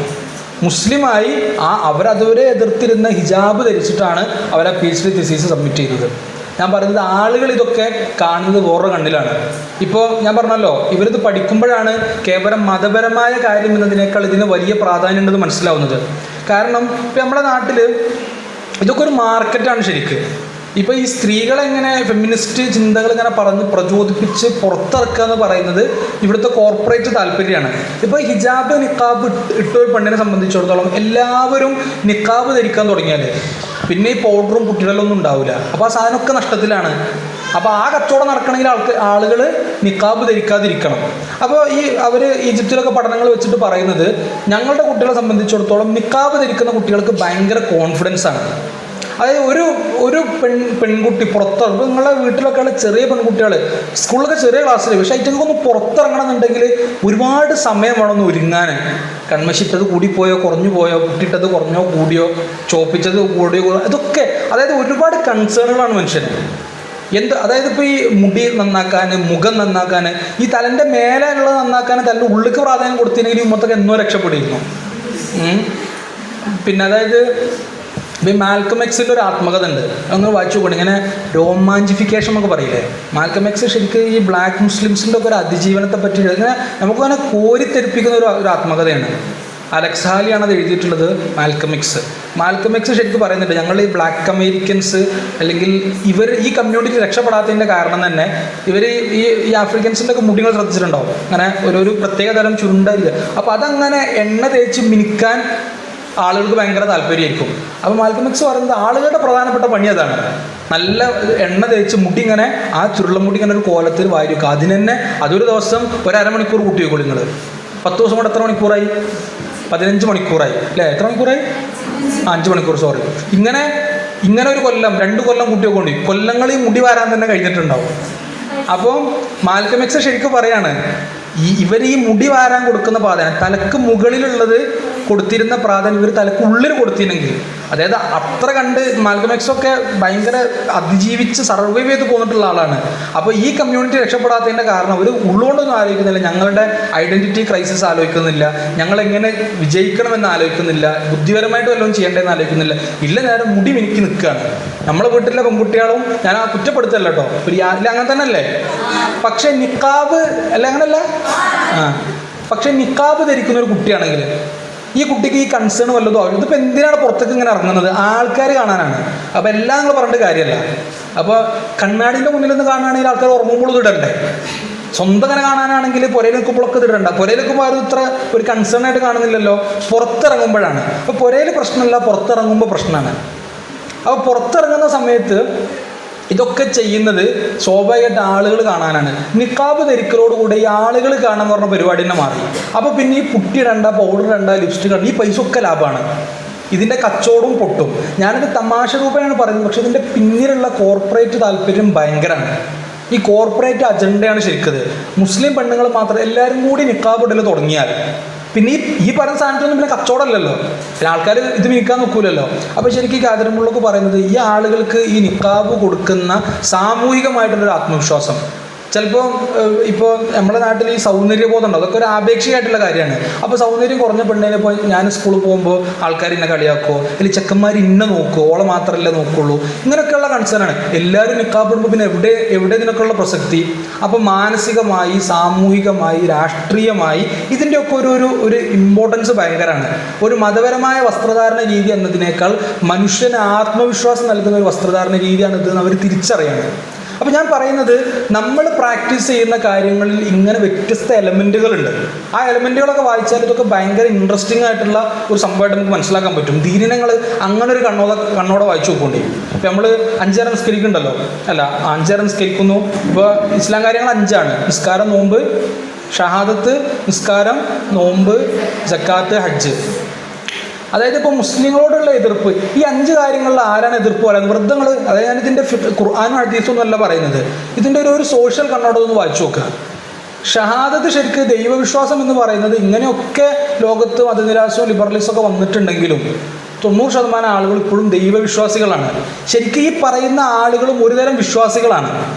അതായത് പ്രകൃതിയാണ്, നമ്മളിപ്പോൾ പ്രകൃതിയിൽ നിന്ന് ഇവോൾവ് ചെയ്തുണ്ടായതാണ് എവല്യൂഷനിസ്റ്റുകൾ പറയുകയാണെങ്കിൽ അവർ പ്രകൃതിയെ വിശ്വസിക്കുന്നതാണ് അതിൻ്റെ അർത്ഥം. ഒമാ യുഹ്ലിക്കുന ഇല്ല ദഹിർ എന്നൊക്കെ ഖുർആനിലുണ്ട്. അപ്പോൾ ദഹിരിയ എന്ന് പറയുന്ന ഒരു വിശ്വാസമാണ്. ദൈവമില്ല എന്ന് വിശ്വസിക്കുന്നതും ഒരു വിശ്വാസമാണ്. ദൈവം ഉണ്ട് എന്ന് വിശ്വസിക്കുന്ന ഒരു വിശ്വാസമാണ്. ദൈവം ഇല്ല എന്നുള്ളത് വേറൊരു വിശ്വാസമാണ്.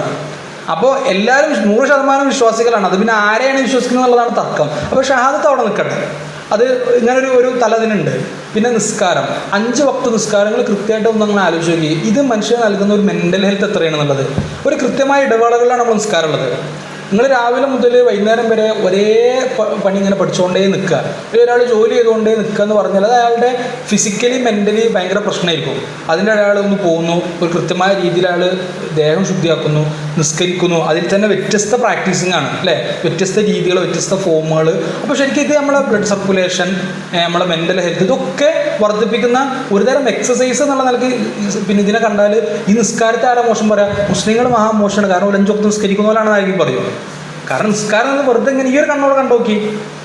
ഇനി നോമ്പ്, ശരിക്ക് കൊല്ലത്തിലൊരിക്കലൊരു നോമ്പ് എന്ന് പറഞ്ഞാൽ നമ്മുടെ ഉള്ളിലുള്ള ഒരുപാട് മാലിന്യങ്ങളെ ശരിക്കും ശുദ്ധീകരിക്കുകയാണ്. ഒരു കൊല്ലം ശരിക്കും ഫാസ്റ്റിങ്, ശരിക്കും ഈ ഫാസ്റ്റിങ്ങിൻ്റെ ഈ ആരോഗ്യവശങ്ങൾ ധാരാളം ഡോക്ടർമാർ പറയലുണ്ട്.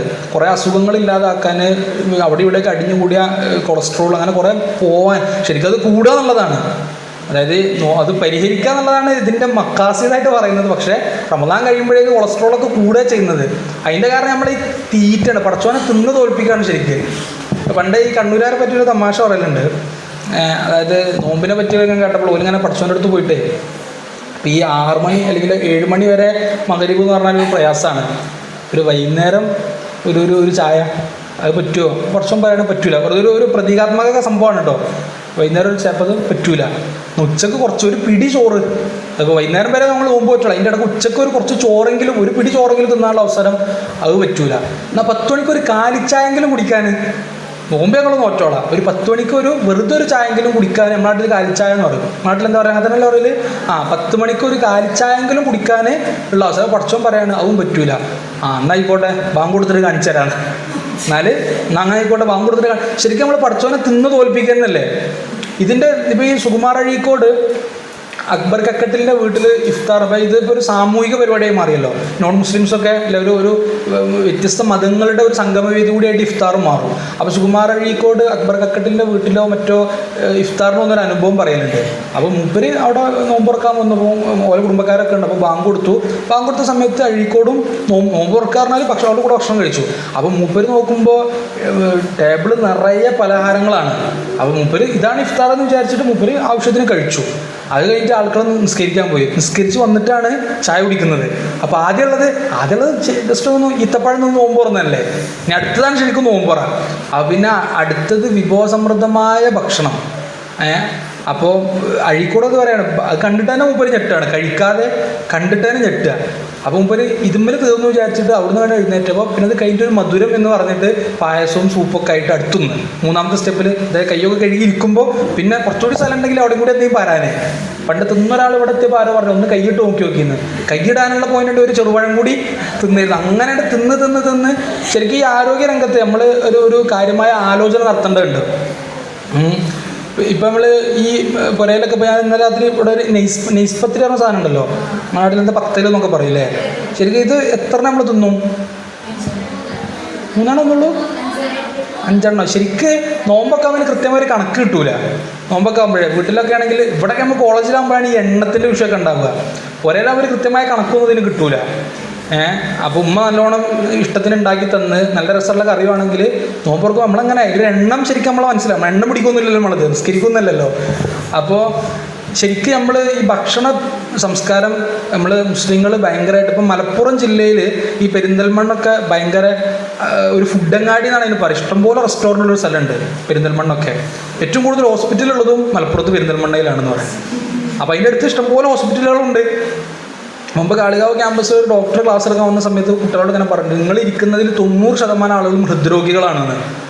അപ്പോൾ അയാൾ മലപ്പുറത്തിൻ്റെ ഒരു ഡാറ്റ വെച്ച് പറയുന്നത് ഭാവിയിൽ ഒരു 90% ആളുകളും ഹൃദ്രോഗികളായിട്ട് മാറും. കാരണം നമ്മുടെ ഭക്ഷണ സംസ്കാരം, എരിവ്, അതിൻ്റെ ഒരു ക്വാണ്ടിറ്റി, മസാല ഇതൊക്കെ കൂട്ടിക്കുഴച്ചിട്ട് ഒരു കാര്യമില്ലാതെ നമ്മൾ തിന്നാണ്.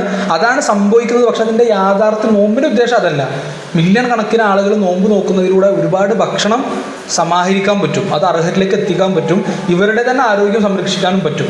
അപ്പോൾ ആ അർത്ഥത്തിൽ നമ്മൾ നോക്കുകയാണെങ്കിൽ നോമ്പ് നല്ലൊരു പരിപാടിയാണ്. ഒരു മാസത്തിൽ ഒരു ഫുൾ ഫാസ്റ്റിങ് അതൊക്കെ. പിന്നെ സക്കാത്തിൽ ഇപ്പോൾ ഈ നോൺ മുസ്ലിംസ് പോലും ഈ നോമ്പിനൊന്നും കുറ്റം പറയില്ല. പിന്നെ ഒരു കഥയില്ലാത്ത എത്തിസ്റ്റുകളാണ് പറയുന്നത് പട്ടിണി കിടന്ന് മരിച്ചു പോകുന്നൊക്കെ. ഇവിടെ അത്ര ആൾ ബാക്കി എല്ലാവരും മരിച്ചു പോകല്ലോ. നോൺ മുസ്ലിംസ് പോലും ഒരു ആരോഗ്യ വിഷയം എന്നുള്ള നിലയ്ക്ക് ഏറ്റെടുക്കലുണ്ട് നോമ്പ് നോക്കുക എന്ന് പറയുന്നത്. കൊല്ലത്തിലൊരിക്കലും നോമ്പ് നോക്കുക എന്നുള്ളത്. പിന്നെ ഇപ്പോൾ സക്കാത്താണുള്ളത്. മുസ്ലിങ്ങൾ ഭയങ്കര മോശമാണ്. കാരണം ഓല അധ്വാനിച്ചുണ്ടാക്കിയ മുതലിൻ്റെ 2.5% ബാക്കിയുള്ളവർക്ക് കൊടുക്കുമെന്ന് ആരെങ്കിലും പറയലുണ്ടോ? അത് ഇല്ലേ, ഓല് ഭയങ്കര മോശക്കാരാണ്. കാരണം ഓല് ഇടങ്ങേറായിട്ട് അധ്വാനിച്ചുണ്ടാക്കിയ 2.5% ബാക്കിയുള്ളവർക്ക് കൊണ്ടുപോയി കൊടുക്കുന്നുണ്ടെന്ന്. അതിപ്പോൾ ആരും എതിർക്കൂലല്ലോ. കാരണം അതൊരു അനിവാര്യതയായിട്ട് ഇസ്ലാം പറയാണ്. 2.5% നിങ്ങളെ മുതലിൽ നിന്ന് അത് നിങ്ങളതല്ല, അത് അർഹരായിട്ടുള്ള മറ്റാളുകളുണ്ട് എന്നുള്ളത്. അത് ശരിക്കും ഈ സക്കാത്ത് സിസ്റ്റമൊക്കെ നടപ്പിലാക്കി കഴിഞ്ഞാൽ നമ്മുടെ നാട്ടിൽ ഒരു പ്രശ്നവും ഉണ്ടാവില്ല. ഇപ്പം മഹല്ല് കമ്മിറ്റിക്കാർക്കുള്ള ആകെ പണി ആളുകളെ ഫക്കീറായിട്ട് എഴുതി സാക്ഷ്യപ്പെടുത്തുക എന്നുള്ളതാണ്. ഇയാൾ ഫക്കീറാണ്, ഈ പെണ്ണ് വിധവയാണ്, അപ്പോൾ മഹല്ല് തോറും നടന്നിട്ട് പിരിക്കുക. പിന്നെ പിരിച്ചിട്ട് അപ്പോൾ മഹല്ല് കമ്മിറ്റിൻ്റെ കത്തുണ്ടാവും. ഇങ്ങനെ വാപ്പല്ല, അമ്മല്ല, ആരുമില്ല, മക്കളെ കെട്ടിക്കാനുണ്ട്, കുറേ കടമുണ്ട്, വീടില്ല. എന്നിട്ട് ഈ സാക്ഷ്യപത്രം പിടിച്ചിട്ട് മഹല്ലുകളിൽ കയറി ഇറങ്ങുന്ന മുസ്ലിം സ്ത്രീകൾ. ഞാൻ മുമ്പ് സോഷ്യൽ മീഡിയയിൽ പുറത്തൊരു കുറിപ്പ് എഴുതിയിട്ടായിരുന്നു. സമുദായത്തിൻ്റെ ഒരു തരത്തിലുള്ള ദൈന്യതയുടെ ഒരു പ്രതീകമാണ് ആ കുട്ടികൾ, ആ ഉമ്മമാർ. ചിലപ്പോൾ നമ്മൾ പള്ളിയിൽ നിന്ന് ഇങ്ങനെ ഇറങ്ങുന്ന സമയത്ത് ഇവിടെ നമ്മളെ ഉമ്മമാരെ പോലത്തെ ഉമ്മമാർ പള്ളിയുടെ മുമ്പിൽ ഇങ്ങനെ കൈനീട്ടി നിൽക്കുകയാണ്. ഈ മഹല്ല് കമ്മിറ്റിയിൽ ഈ സാക്ഷ്യപത്രം കൊടുക്കാനാണ് അയാളെ പ്രസിഡന്റും സെക്രട്ടറി ആക്കി വെച്ചു. അവർക്ക് പിന്നെ എന്താ പണി? വല്ല ബർമാണിമാർ പറഞ്ഞിട്ട് ഞാൻ മഹല്ലിൻ്റെ സെക്രട്ടറിയാണ്, പ്രസിഡന്റ്, അതല്ലല്ലോ പണി. ശരിക്ക് ആ മഹല്ലിൽ സക്കാത്ത് കൊടുക്കാനുള്ള ആളുകളെ കണ്ടെത്തി അതൊന്ന് കോർഡിനേറ്റ് ചെയ്ത് അർഹരിലേക്ക് എത്തിച്ചാൽ ഈ പ്രശ്നം തന്നെ മാറൂലേ. നമ്മളിപ്പോൾ സക്കാത്ത് എന്ന് പറഞ്ഞാൽ ആൾക്കാർക്ക് എല്ലാവർക്കും ഒരു 100 രൂപ, 500 രൂപ, 1000 രൂപ. അത് തിരുവല്ലൂർ സെയ്ദ്വാജ് ഉണ്ടായിരുന്നു, മുഫ്രലോ പറയുമ്പോൾ നമ്മുടെ സംവിധാനത്തിലൊക്കെ ഭയങ്കര കൂടെ നിന്നിരുന്ന ഒരാളാണ്. അപ്പോൾ മൂപ്പര് ഭയങ്കര മുതലാളിയാണ്. മൂപ്പര് പിന്നെ റമദാനായി കഴിഞ്ഞാൽ ജനലിൻ്റെ അടുത്ത് ഇങ്ങനെ ഇരിക്കും. എന്നിട്ട് ആൾക്കാർ ഇങ്ങനെ വരി നിന്നിട്ട് പൈസ വാങ്ങും. അപ്പോൾ മുമ്പ് ഈ 2000 ഒക്കെ ഇറങ്ങിയ കാലത്ത് 2000-ൻ്റെ കെട്ട് കണ്ട് പൊട്ടിച്ചിട്ട് 2000 എങ്ങനെ കൊടുക്കും, പിന്നെയും വരുന്നവർക്കൊക്കെ 2000. അപ്പോൾ ആളുകൾ കോലം മാറിയിട്ട് പിന്നെയും പോയി വരിക്കും. തൊപ്പിട്ടോല് തൊപ്പിടാതെ, തട്ടട്ടോല് തട്ടടാതെ, ആ പിന്നെയും പോയി 2000 കിട്ടാൻ പിന്നെ വരിക്കും. സെയ്ദ് പ്രായം ചെന്ന ആളാണ്. പക്ഷെ മൂപ്പർക്ക് ഇത് മനസ്സിലാവും. അപ്പോൾ മൂപ്പര് ഇങ്ങനെ പറയും, നിങ്ങൾ വാങ്ങിയിട്ട് കുഴങ്ങാന്നല്ലാതെ സെയ്ദ് കൊടുത്തിട്ട് കുഴങ്ങൂലെന്ന്. കാരണം പൊട്ടിക്കാൻ അടുത്ത കെട്ട് അവിടെ ഉണ്ടാവും. അപ്പോൾ കെട്ട് നിറച്ച് പൈസ കൊണ്ടുവന്നിട്ട് അതിങ്ങനെ വിതരണം ചെയ്തുകൊണ്ടേ നിൽക്കുകയാണ്. ഇപ്പം മൂപ്പര് മരിച്ചത് ഭയങ്കര കാര്യം പറഞ്ഞപ്പോൾ മൂപ്പര് മരിച്ചപ്പോൾ 60 കോടി റുപ്യൊക്കെ മറ്റുണ്ടാക്കിയ ഒരു ഫ്ലാറ്റ് ഒരു വഖഫ് കോളേജിന് എഴുതി വെച്ചിട്ടാണ് മൂപ്പര് മരിച്ചിട്ടുള്ളത്. മൂപ്പര് മരിച്ചാലും ഒരു 200 കൊല്ലം മൂപ്പര് ചിലവർ സ്ഥാപനം നടക്കണമെന്ന്. ഞാൻ മരിച്ചാലും ഒരു 200 കൊല്ലെങ്കിലും ഈ സ്ഥാപനം എൻ്റെ പേരിൽ നടക്കണമെന്ന്. 10-60 കോടി റുപ്യയുടെ അസറ്റ് ഒന്നും ആലോചിക്കാതെ മാർഗ്ഗത്തിൽ എഴുതി വെച്ചിട്ടാണ്. അതാവ് സ്വർഗം കൊടുത്ത് അനുഗ്രഹിക്കട്ടെ. അപ്പോൾ മൂപ്പര് ചെയ്തിരുന്ന ഭയങ്കര കാര്യം. അപ്പോൾ നിങ്ങൾ ആലോചിക്കും, ഈ വരുന്ന ആളുകൾക്കൊക്കെ 2000 റുപ്യ കൊടുത്താൽ ഒരു ദിവസമോ 2 ദിവസമോ നല്ല കറി വെക്കാൻ മീനും ഇറച്ചും വാങ്ങാന്നല്ലാതെ 2000 റുപ്യ കൊണ്ട് ഒരാളെ പ്രശ്നം തീരുമോ? ഈ പൊട്ടിക്കുന്ന 2000 മുഴുവൻ ഒരാൾക്കോ 2 കൊടുത്താൽ അയാളുടെ മുഴുവൻ പ്രശ്നങ്ങളും തീരും. ശരിക്ക് സക്കാത്തിൻ്റെ ഒരു ഫിലോസഫി ശരിക്കും അതാണ്. ആളുകളുടെ പ്രശ്നം പരിഹരിക്കുക. അടുത്ത കൊല്ലം പിറ്റത്തെ കൊല്ലം ഇയാൾ സക്കാത്ത് കൊടുക്കുന്നിടത്തേക്ക് എത്തണം. ഒരു മരിക്കോളം സക്കാത്ത് വാങ്ങാനുള്ള ആളായി തീരരുത്.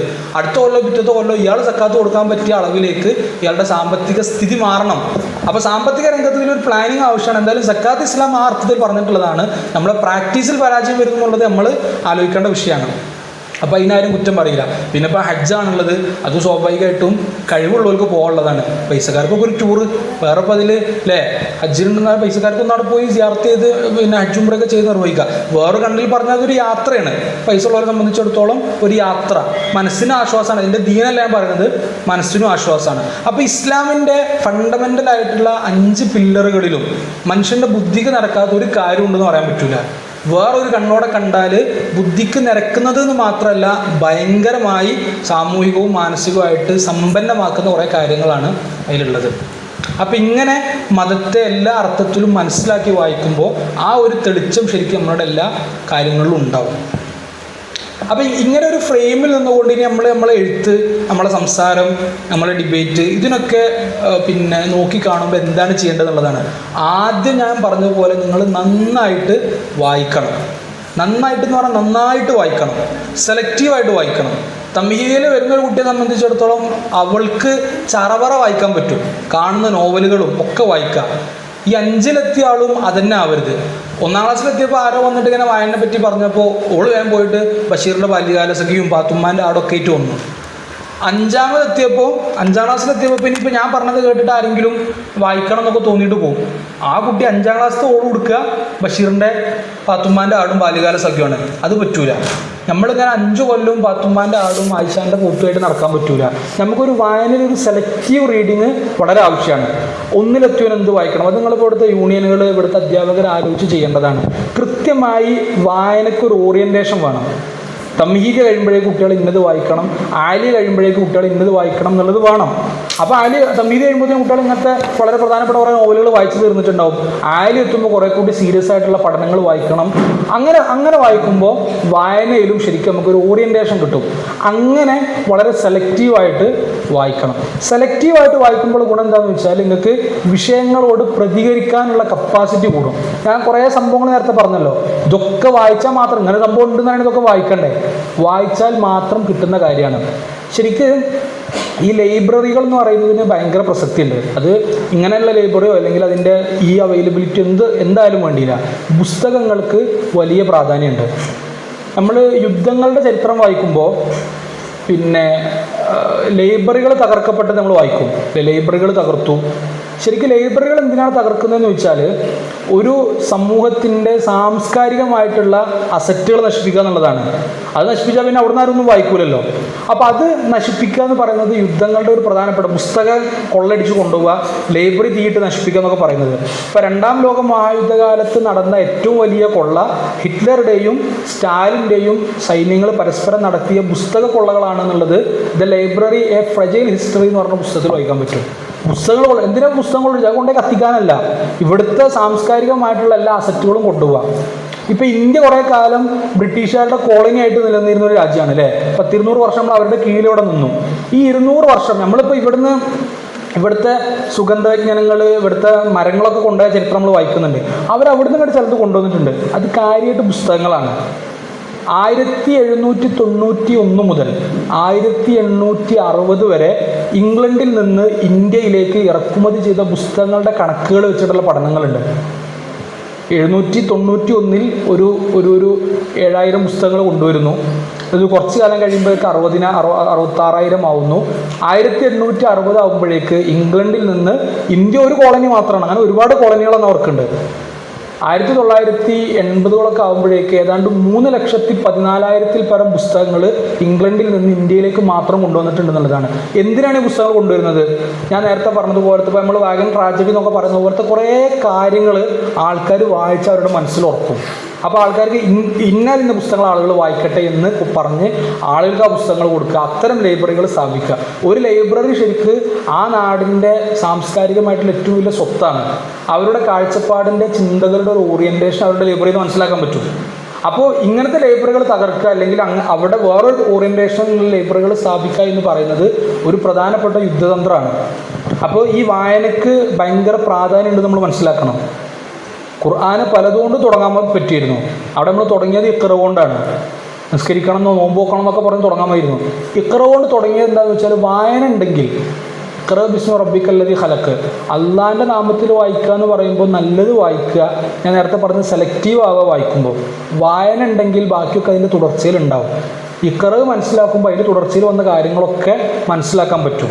അപ്പോൾ നല്ല വായനാശേഷിയുള്ള ആളുകളായിട്ട് മാറണം. ലൈബ്രറിയോടൊക്കെ ശരിക്കും ഒരു വൈകാരിക ബന്ധമാണ്.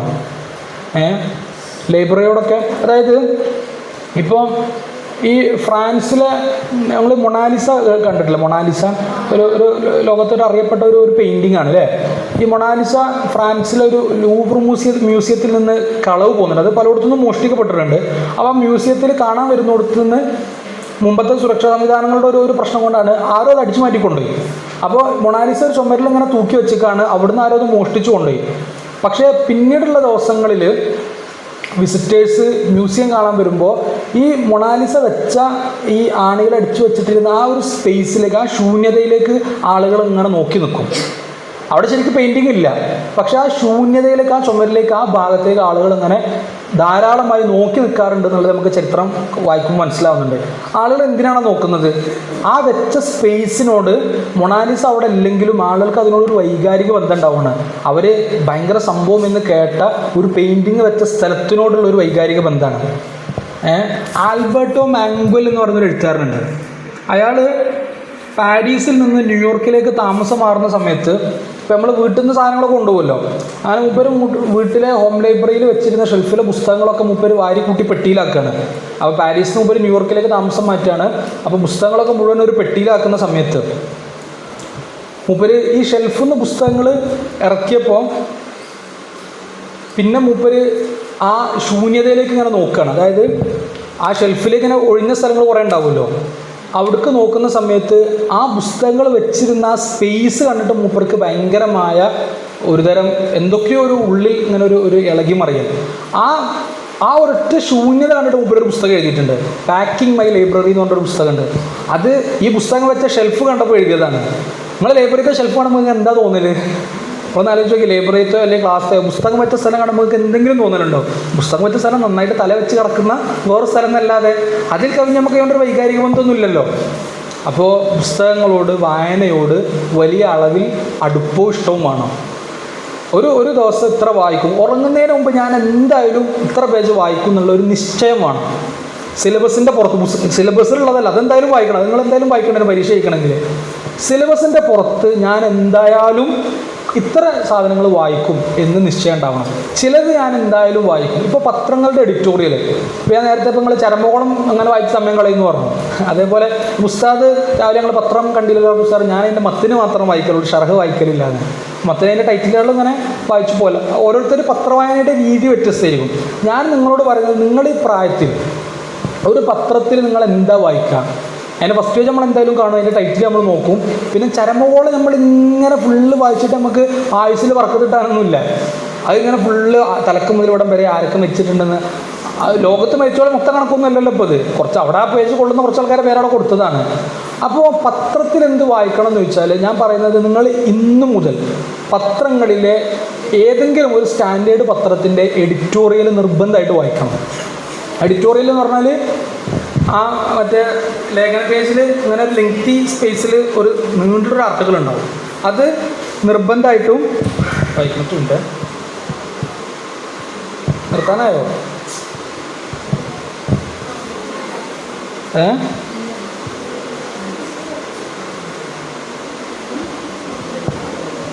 അപ്പോൾ ഈ എഡിറ്റോറിയൽ വായിക്കുന്ന സമയത്തുള്ളൊരു ഗുണം എന്താണെന്ന് വെച്ചാൽ, നമ്മൾ ഓരോ ദിവസം ഓരോ എഡിറ്റോറിയൽ ഉണ്ടാവുക. പത്രങ്ങളിൽ ഇപ്പോൾ ഇന്നിപ്പോൾ വയനാട്ടിലെ ദുരന്തം എന്ന് പറഞ്ഞാൽ നാളൊക്കെ ഇതിൻ്റെ തുടർച്ചകളാണ് ഉണ്ടാവുക. പക്ഷേ എഡിറ്റോറിയൽ എന്നും വെവ്വേറെ വിഷയങ്ങളായിരിക്കും. ഓരോ ആ സമയത്ത് ഏറ്റവും കാലികമായിട്ടുള്ള പ്രസക്തമായ വിഷയങ്ങളായിരിക്കും. ഇതൊരു ദിവസം നമ്മൾ ഒരു ലേഖനം വായിച്ചാൽ ഏറെക്കുറെ വിഷയങ്ങളെ പറ്റിയിട്ടുള്ള ഒരു വ്യക്തത നമുക്ക് കിട്ടും. ഒരാഴ്ച കൊണ്ട് നമ്മൾ അങ്ങനത്തെ 7 എണ്ണം വായിക്കും. 30 ദിവസം ഒരു മാസം നമ്മൾ വായിച്ചാൽ 30 വിഷയങ്ങളെ പറ്റി നമുക്കൊരു ഏതാണ്ടൊരു ധാരണ ഉണ്ടാവും. ഇങ്ങനെ നിങ്ങൾ 5 കൊല്ലം വായിച്ചു നോക്കി, നിങ്ങളുടെ ഉള്ളിൽ ഒരുപാട് വിഷയങ്ങളെ പറ്റി നിങ്ങൾക്ക് ധാരണ ഉണ്ടാവും. പിന്നെ എപ്പോഴെങ്കിലൊക്കെ നിങ്ങൾ അതിൻ്റെ തുടർച്ച കേൾക്കുക. അപ്പോൾ നിങ്ങൾക്ക് തന്നെ അത് എവിടെ നിന്ന് ഇങ്ങനെ വായിച്ച പോലെ ഒരു ധാരണ ഉണ്ടാവും. ഞാൻ തംഹീദിൽ 2ാം ക്ലാസ്സിൽ പഠിക്കുന്ന സമയത്ത് ഈ വാഫി ഫെസ്റ്റിൽ മറ്റേ പ്രബന്ധം മലയാളത്തിൽ പങ്കെടുക്കുമ്പോൾ അന്ന് നമ്മളോടൊരു ഉസ്താദ് പറഞ്ഞിരുന്നു എഡിറ്റോറിയൽ വായിക്കണമെന്ന്. അപ്പോൾ ഈ എഡിറ്റോറിയൽ വായിച്ച് പിന്നെ അതിലൊരു ഇഷ്ടം കൂടിയ സമയത്ത് പിന്നെ അതങ്ങനെ തുടർന്ന് വായിക്കൽ തുടങ്ങി. അപ്പോൾ ഞാനിങ്ങനെ ശരിക്ക് ആലോചിക്കുമ്പോൾ പോലുണ്ട് ഒരു 6 വരെ PG എത്തുമ്പോൾ പിന്നെ കുറച്ചുകൂടെ നമുക്ക് ഈ നിസാല അങ്ങനത്തെ കുറച്ച് തിരക്കുള്ള സമയമായി. പക്ഷേ വാഫിൽ 2ാം ക്ലാസ് മുതൽ 6ാം ക്ലാസ് വരെ ഞാൻ എഡിറ്റോറിയൽ വായിക്കാത്ത ദിവസം ഉണ്ടോ എന്നുള്ളത് സംശയമാണ്. അതായത് ഏതെങ്കിലും ഒരു ദിവസം ചിലപ്പോൾ നഷ്ടപ്പെടും. ഇപ്പോൾ കോളേജിൽ എന്തെങ്കിലും പരിപാടി ഉണ്ടായി, ചിലപ്പോൾ ലീവിന് പോയപ്പോൾ വീട്ടിൽ പത്രം കിട്ടൂല, അപ്പോൾ 2 ദിവസം അവിടെ മിസ്സാവും. പക്ഷെ ഇങ്ങനെ ആകുമ്പോൾ നമ്മളിപ്പോൾ നിസ്കാരം മിസ്സാകുമ്പോൾ എന്താ ചെയ്യൽ? അത് കളാവ് കിട്ടും. അപ്പോൾ തിരിച്ചു വന്നിട്ട് 2 എണ്ണം വായിക്കും പിറ്റേന്ന്. ഇങ്ങനെ വായിച്ചിട്ട് ഞാനിപ്പോൾ വെറുതെ പറയല്ല, ഒരു വിഷയത്തിൽ ഇപ്പം നമുക്ക് ഇപ്പോൾ നമ്മളിപ്പോൾ നേരെ പുസ്തകം പറഞ്ഞാൽ ചിലയിടത്തൊക്കെ എന്തെങ്കിലുമൊക്കെ പരിപാടികൾക്ക് പോലുണ്ട്, പലയിടത്തുനിന്ന് എന്തെങ്കിലുമൊക്കെ സംശയങ്ങളൊക്കെ കേൾക്കും. എന്തൊക്കെ വിഷയം ഉണ്ടെങ്കിലും ഇപ്പം നമുക്ക് അതിൽ ധാരണയിൽ നമ്മൾ വിഷയങ്ങളിപ്പോൾ പഠിച്ച് പറയേണ്ടി വരും, ചിലതിൽ നമുക്ക് ഉറപ്പുണ്ടാവില്ല. പക്ഷെ എന്ത് കേട്ടാലും കുറച്ചേറെ പേര് എന്തെങ്കിലുമൊക്കെ ഒന്ന് തള്ളാൻ കിട്ടും. അത് കാരണം എന്താണ്, ഈ സാധനം നമ്മൾ ഒരു 4-5 കൊല്ലം മുടങ്ങാതെ വായിക്കാണ് എല്ലാ ദിവസവും വെവ്വേറെ. ഇപ്പോൾ അങ്ങനെയല്ല, ഇപ്പോൾ ഞാനത് അവകാശവാദമൊന്നുമില്ല, ഇപ്പോൾ അത് അങ്ങനെ ഒന്നും ഒഴിവിട്ടില്ല. ഇപ്പോൾ ഇങ്ങനെ മൊത്തത്തിൽ യാത്രയിലൊക്കെ ആണെങ്കിൽ മൊത്തത്തിൽ ഇങ്ങനെ ഒന്ന് വായിക്കുന്നല്ലാതെ, പിന്നെ വൈഫിന് നിർബന്ധമാണ് ഏതെങ്കിലും എഡിറ്റോറിയൽ, അപ്പോൾ ഓളോട് ഇങ്ങനെ ചോദിച്ച് മനസ്സിലാക്കുന്നല്ലാതെ ഓൾ വായിച്ചോളൂ ഏതായാലും പുരയിൽ ആകുമ്പോൾ. അപ്പോൾ പിന്നെ മൊത്തത്തിൽ ഇപ്പോൾ നമുക്ക് കുറച്ച് തിരക്കാകുമ്പോൾ നടക്കില്ല, പഠിക്കുന്ന കാലത്ത് ഇതൊക്കെ നടക്കുള്ളൂ. വഫിയൊന്നുമല്ല, അങ്ങനത്തെ ഒരു പ്രശ്നവുമില്ല. വഫിയല്ല കേട്ടോ, അതായത് നമുക്ക് ഇപ്പോൾ കുറച്ചോന് വഫിയനെ കണക്കാക്കിയിട്ടില്ല. വഫിയല്ല, ഷിയാൻ പുസ്തകനോട് മുമ്പ് പറഞ്ഞിരുന്നു, നിങ്ങൾ വഫികൾ മാത്രം എഡിറ്റോറിയൽ വായിക്കണമെന്ന് വിചാരിച്ചിരിക്കുക. അതായത് നിങ്ങൾ മാത്രം നല്ല കുട്ടികളെന്ന് വിചാരിക്കരുത് നിങ്ങൾ. അതായത് ഇതിനേക്കാൾ നല്ല കുട്ടികൾ പുറത്താണുള്ളത്. അതായത് ആ കുട്ടികൾ ശരിക്ക് ഇത് നമ്മൾ ഈ നിങ്ങളെ മാത്രമല്ല, വെറുതെ പറയല്ലേ. അതായത് ഈ പഠിച്ച ആളുകളൊക്കെ തട്ടിപ്പേരാണ്. എന്തെങ്കിലുമൊക്കെ അത് നിങ്ങൾ മാത്രമല്ല, ആൺകുട്ടികളാണെങ്കിൽ തന്നെ കുറച്ച് പഠിക്കുമ്പോൾ നമുക്ക് ആവശ്യമില്ലാത്തൊരു ആത്മവിശ്വാസം വരും. ഇപ്പോൾ പ്രശ്നമൊന്നുമില്ല, നമുക്ക് കുറച്ചൊക്കെ നമുക്ക് ഇനിയിപ്പോൾ ഞാനല്ലേ ഇപ്പോൾ ആര് സ്വർഗത്ത് പോകാനെന്നൊക്കെ തോന്നി നമുക്ക്. അതായത് നമ്മളെക്കാൾ കൂടുതൽ ഈമാനും ഇഖ്ലാസൊക്കെ പുറത്തുള്ളവർക്ക് കൂടുതലാണ്. പണ്ടൊരു മൂല്യരെ വേദന വന്നിട്ട് ബിസ്മില്ലാഹി റഹ്മാൻ റഹീം എന്ന് പറഞ്ഞിട്ട് ബിസ്മിൻ്റെ മഹത്വം എന്ന് പറഞ്ഞിട്ട് മൂപ്പരണ്ട് പ്രസംഗിച്ചിട്ട് ഇങ്ങനെ പറഞ്ഞു, നിങ്ങൾ ആ കാണുന്ന പുഴ അവിടെ പുഴയല്ല, ഇങ്ങോട്ട് നോക്കി, അത് മൂല്യര് പറഞ്ഞതാ, അങ്ങോട്ട് നോക്കുന്നു. അപ്പോൾ ആ കാണുന്ന പുഴ ഒലിപ്പാടെ പോയാൽ ഇനി അവിടെ നിന്ന് ഒലിച്ച് വരുന്നുണ്ട് നോക്കുക. ആ കാണുന്ന പുഴ നമ്മൾ ബിസ്മി ചൊല്ലിയാൽ പിന്നെ തോണിയിലൊന്നും പോകണ്ട, പഴയ കാലമാണല്ലോ. ബിസ്മി ചൊല്ലിയാൽ പാലൊന്നും വേണ്ട, തോണിയൊന്നും വേണ്ട, നമുക്ക് പുഴൻ്റെ മേലെ കൂടെ തന്നെയാണ് നടന്നു പോകാൻ പറ്റുന്നത്. അപ്പോൾ മൂല്യര് ബിസ്മിൻ്റെ മഹത്വം പറഞ്ഞ് അതിൻ്റെ ഫളീലത്ത് കണ്ട് പറയണം. അങ്ങനെ കുറേ ഔലിയാക്കളൊക്കെ പുഴയുടെ മുകളിലൂടെ നടന്നു പോയിട്ടുണ്ട്. പാലം വേണ്ട, തോണിയൊന്നും വേണ്ട, നിങ്ങൾ ബിസ്മില്ലാണ്ട് കടന്നാൽ മതി എന്ന്. ഈ വയൽ കേട്ട ഒരു സാധാരണക്കാരൻ, വയൽ കഴിഞ്ഞ് എല്ലാവരും തിരിച്ചു പോകണം, അപ്പോൾ തോണിയില്ല, തോണിക്കാരനെ കാണുന്നില്ല. അപ്പോൾ ഈ വയൽ കേട്ട് ആവേശപ്പെട്ടൊരു സാധാരണക്കാരൻ ബിസ്മി ചൊല്ലാണ്ട് നടന്നു. ഇയാളതിൻ്റെ മേലെ കൂടെ നടന്നു. ഈമാൻ്റെ ഒരു ഭാഗമാണ്, അയാളതിൻ്റെ മേലെ. പക്ഷെ മൂല്യർക്ക് ഇറങ്ങാൻ പേടി, അഥവാ ബിസ്മില്ല മുങ്ങിപ്പോയാലോ എന്നുള്ള. ഇപ്പോൾ ബിസ്മില്ല ഇറങ്ങിയാൽ തന്നെ മുങ്ങിപ്പോകുന്നുള്ളത് മൂല്യർക്കൊരു പേടിയാണ്, സാധാരണക്കാർക്ക് പേടിയില്ല. സാധാരണക്കാരുടെ ഈമാൻ ഭയങ്കരമാണ്. നമുക്ക് ഇപ്പോൾ നമ്മളല്ലേ, ഇപ്പോൾ നമ്മൾ എഞ്ചൊല്ലാം നോക്കി, ഇപ്പോൾ ഞാനല്ലേ ആരാ സ്വർഗത്ത് പോവുക, ഇപ്പോൾ ചിലപ്പോൾ നിസ്കരിച്ചിട്ടില്ലേ, ഒരു ഖുർആൻ ഓതിയിട്ടില്ലെങ്കിൽ പ്രശ്നമൊന്നുമില്ല എന്ന് നമുക്ക് വെറുതെ തോന്നുകയാണ്. അപ്പോൾ നമ്മളെക്കാൾ കൂടുതൽ ഈമാനുള്ള കുട്ടികൾ, നമ്മൾ മോശമാണെന്നല്ല പറയുന്നത്, പക്ഷെ നമുക്ക് അനാവശ്യമായ കുറേ ആത്മവിശ്വാസങ്ങളുണ്ട്. അപ്പോൾ ഇപ്പോൾ ഈ വിവാഹത്തിൻ്റെ സമയത്താണ് നിങ്ങൾ വഫിയ എല്ലാം ചോദിച്ചുകൊണ്ട് ചോദിക്കുകയാണ് ഈ വഫി അങ്ങനെ ഉസ്താദ് വഫിയ ആവണം. ഉസ്താദിന് അങ്ങനത്തെ ഒരു പരിപാടി ഉണ്ട്. പരമാവധി ഒരു ദഴവ ഫാമിലി ഉണ്ടാക്കാനുള്ള അടിസ്ഥാനത്തിൽ ഇപ്പോൾ വേദ ഉസ്താദിൻ്റെ വൈഫ് കൂടെ ഉണ്ട്, ഷംസ് ഉസ്താദിൻ്റെ വൈഫ് കൂടെ ഉണ്ട്. അപ്പോൾ ഒരു വഫികളാകുമ്പോൾ ഇങ്ങനെ കോളേജിൽ ഭാര്യമാരെ നിർത്തുമ്പോൾ അവർക്കും സൗകര്യമാണ്, നിങ്ങൾക്കും സൗകര്യമാണ്, നിങ്ങൾക്ക് പരിചയമുള്ള ആൾ കിട്ടും, ഇവരുടെ കമ്മ്യൂണിക്കേഷൻ എളുപ്പമാവും, അങ്ങനെ കുറേ ഉപകാരങ്ങളുണ്ട്. അപ്പോൾ ഉസ്താദ് പണ്ടേ ഈ വാഫി വഫിയ വിവാഹങ്ങൾ പ്രോത്സാഹിപ്പിക്കും. ഈ കുഫു വെക്കുന്ന വിഷയത്തിൽ ഉസ്താദ് പറയുന്നത് ഈ കഫാത്തിൻ്റെ മാനദണ്ഡം ഫത്തുൽ മൂൻ എഴുതുന്ന കാലത്ത് വാഫി വഫി ഉണ്ടെങ്കിൽ വാഫി വഫി അവിടെ കഫാത്തിൻ്റെ മാനദണ്ഡമായിട്ട് എഴുതുന്നു, അങ്ങനെയൊക്കെ പറയുന്നു ഉസ്താദ് ഒരു കാലത്ത്. അപ്പോൾ ഇങ്ങനെ ഉസ്താദ് പറയുന്ന കാലത്ത് നമ്മൾ വഫി അല്ലാത്ത ഒരാളെ വിവാഹം കഴിക്കുക എന്ന് പറഞ്ഞ ഉസ്താദിനെ കുറേ എതിർത്തിരുന്നു അന്ന്. അപ്പോൾ വഫി ആയിക്കോട്ടെ, നമുക്ക് വഫീനെ തന്നെ നോക്കാം. അപ്പോൾ ഞാൻ ഉസ്താദിനോട് പറഞ്ഞത് ഈ വാഫി വഫിയും ഒരു കോഴ്സിൻ്റെ പേരല്ല, ഒരു കാഴ്ചപ്പാടിൻ്റെ പേരാണെന്നാണ് ഞാൻ മനസ്സിലാക്കുന്നത്. നമ്മളൊക്കെ ഉസ്താദിൻ്റെ കൂടെ സജീവമായിട്ട് യാത്രകളൊക്കെ പങ്കെടുക്കും. ഞങ്ങൾ യാത്രയിൽ സംസാരിച്ചപ്പോൾ ഞാൻ ഉസ്താദിനോട് പറഞ്ഞു വാഫി വഫിയും ഒരു കോഴ്സല്ല, ഒരു കാഴ്ചപ്പാടാണെന്നാണ് ഞാൻ വിചാരിക്കുന്നത്. ഇപ്പം നിങ്ങൾ വാഫി അല്ലല്ലോ, നിങ്ങൾ പെണ്ണുങ്ങൾ വഫിയല്ല. ഉസ്താദ് ഇപ്പോൾ ഫൈസിയല്ലേ, ഉസ്താദിൻ്റെ വൈഫ് ഇങ്ങനെ ഔപചാരികമായ വിദ്യാഭ്യാസമുള്ള ആളൊന്നുമല്ല. അന്ന് വഫിയും സഹറബിയും ഫാദിലൊന്നും ഇല്ലല്ലോ. പക്ഷേ നിങ്ങളൊക്കെ കൂടിയിട്ട് വാഫി ഉണ്ടാക്കി വഫിയ ഉണ്ടാക്കി ഉസ്താദിൻ്റെ ഭാര്യമാർ എന്ന് പറഞ്ഞാൽ ആദ്യകാലത്ത് മർക്കസിൽ നിന്ന് ഇറങ്ങിയ പെൺകുട്ടികളൊക്കെ ചോദിച്ചാൽ ഉസ്താദിൻ്റെ ഭാര്യയായിട്ടുള്ള ഒരു വൈകാരികമായ അടുപ്പം മനസ്സിലാക്കാൻ പറ്റും. അത്ര കണ്ട് അവരുടെ കൂടെ നിന്നിരുന്ന നമ്മളിങ്ങനെ ഒരു സംഭവം തുടങ്ങുകയാണ്. ഇപ്പോഴാണ് നിങ്ങൾ ഇതൊക്കെ ഭയങ്കര ലോകത്തെ നിലവാരമൊക്കെ ആയത്. തുടക്കത്തിൽ നമ്മളൊരു ട്രയൽ നടത്തുമ്പോൾ ഇത് മുഴുവൻ പരാതിയാണ്, എന്തുണ്ടായാലും പരാതി, ഇത് പൊളിക്കാനും പരാതി പറയാനായിട്ട് ഒരു ടീം കൂടെ ഉണ്ടാവും. അപ്പോൾ ആ കാലത്ത് പ്രശ്നങ്ങളില്ലാതെ ഈ പെൺകുട്ടികളെ ഇങ്ങനെ നിന്ന് പഠിപ്പിക്കാനൊക്കെ ഭയങ്കര സ്ട്രഗ്ലിംഗ് ആയിട്ടുള്ള ഒരു ഘട്ടം കഴിഞ്ഞു പോയിട്ടുണ്ട്. അന്ന് ഉസ്താദിൻ്റെ ഭാര്യയും ഉസ്താദിൻ്റെ മകളൊക്കെ തന്നെയാണ് എൻ്റെ കൂടെ നിന്നിരുന്നത്. അപ്പോൾ ഞാൻ ഉസ്താദിനെ പറഞ്ഞു അപ്പോൾ അവർ വഫികളായിട്ടൊന്നുമല്ലോ, അപ്പോൾ ഇതൊരു കാഴ്ചപ്പാടിൻ്റെ പേരാണെന്ന് ഞാൻ വിചാരിക്കുന്നത്. അന്നൊക്കെ ഇപ്പോൾ നടക്കുന്ന ചില ഒച്ചപ്പാടുകളൊക്കെ അന്നും ഉണ്ട് ചെറിയ അളവിലൊക്കെ. അപ്പോൾ ഇതിൽ നിന്ന് പഠിച്ചു പോയ ആൾക്കാരനെ അപ്പുറത്തുനിന്ന് കുറ്റം പറയുന്നുണ്ട്. അപ്പോൾ വാഫി കഴിഞ്ഞതുകൊണ്ടോ വഫിയ കഴിഞ്ഞതുകൊണ്ടോ ഹിദായത്ത് കിട്ടിക്കൊള്ളണമെന്നൊന്നുമില്ല. പഠിച്ച സംവിധാനത്തെ കുറ്റം പറയുന്ന ആൾക്കാർ ഇതിൻ്റെ ഉള്ളിൽ നിന്ന് ഇറങ്ങിപ്പോയില്ലേ.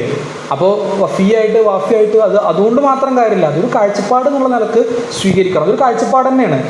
ലോക മുസ്ലിങ്ങൾ റെപ്രസെൻറ്റേഷൻ ഉള്ള അശ്അരി ത്വരീഖത്തിൻ്റെ ഒരു തെളിഞ്ഞ കാഴ്ചപ്പാടാണ്. ആ കാഴ്ചപ്പാടിന് നമ്മൾ വാഫി എന്ന് പറയുന്നു അല്ലെങ്കിൽ വേറെ എന്തെങ്കിലും പേര് പറയുന്നു, ആ കാഴ്ചപ്പാട് ഉണ്ടാവുക എന്നുള്ളതാണ് പ്രധാനം. അതെന്തായാലും ഞാൻ കെട്ടാൻ പോകുന്ന കുട്ടിക്ക് ഉണ്ട് എന്ന് ഞാൻ ഉസ്താദിന് പറഞ്ഞിട്ടാണ് ആ വിവാഹത്തിൽ ഉസ്താദ് സമ്മതിക്കുന്നത്. ഉസ്താദിൻ്റെ കാർമ്മികത്വത്തിലാണ് നിക്കാഹ് നടക്കുന്നത്. ഉസ്താദ് അങ്ങനെയാണ് സമ്മതിക്കുന്നത്. ആ കാഴ്ചപ്പാട് അൽഹംദുലില്ലാഹ് എപ്പോഴും ഉണ്ട് തന്നെയാണ് എൻ്റെ വിശ്വാസം.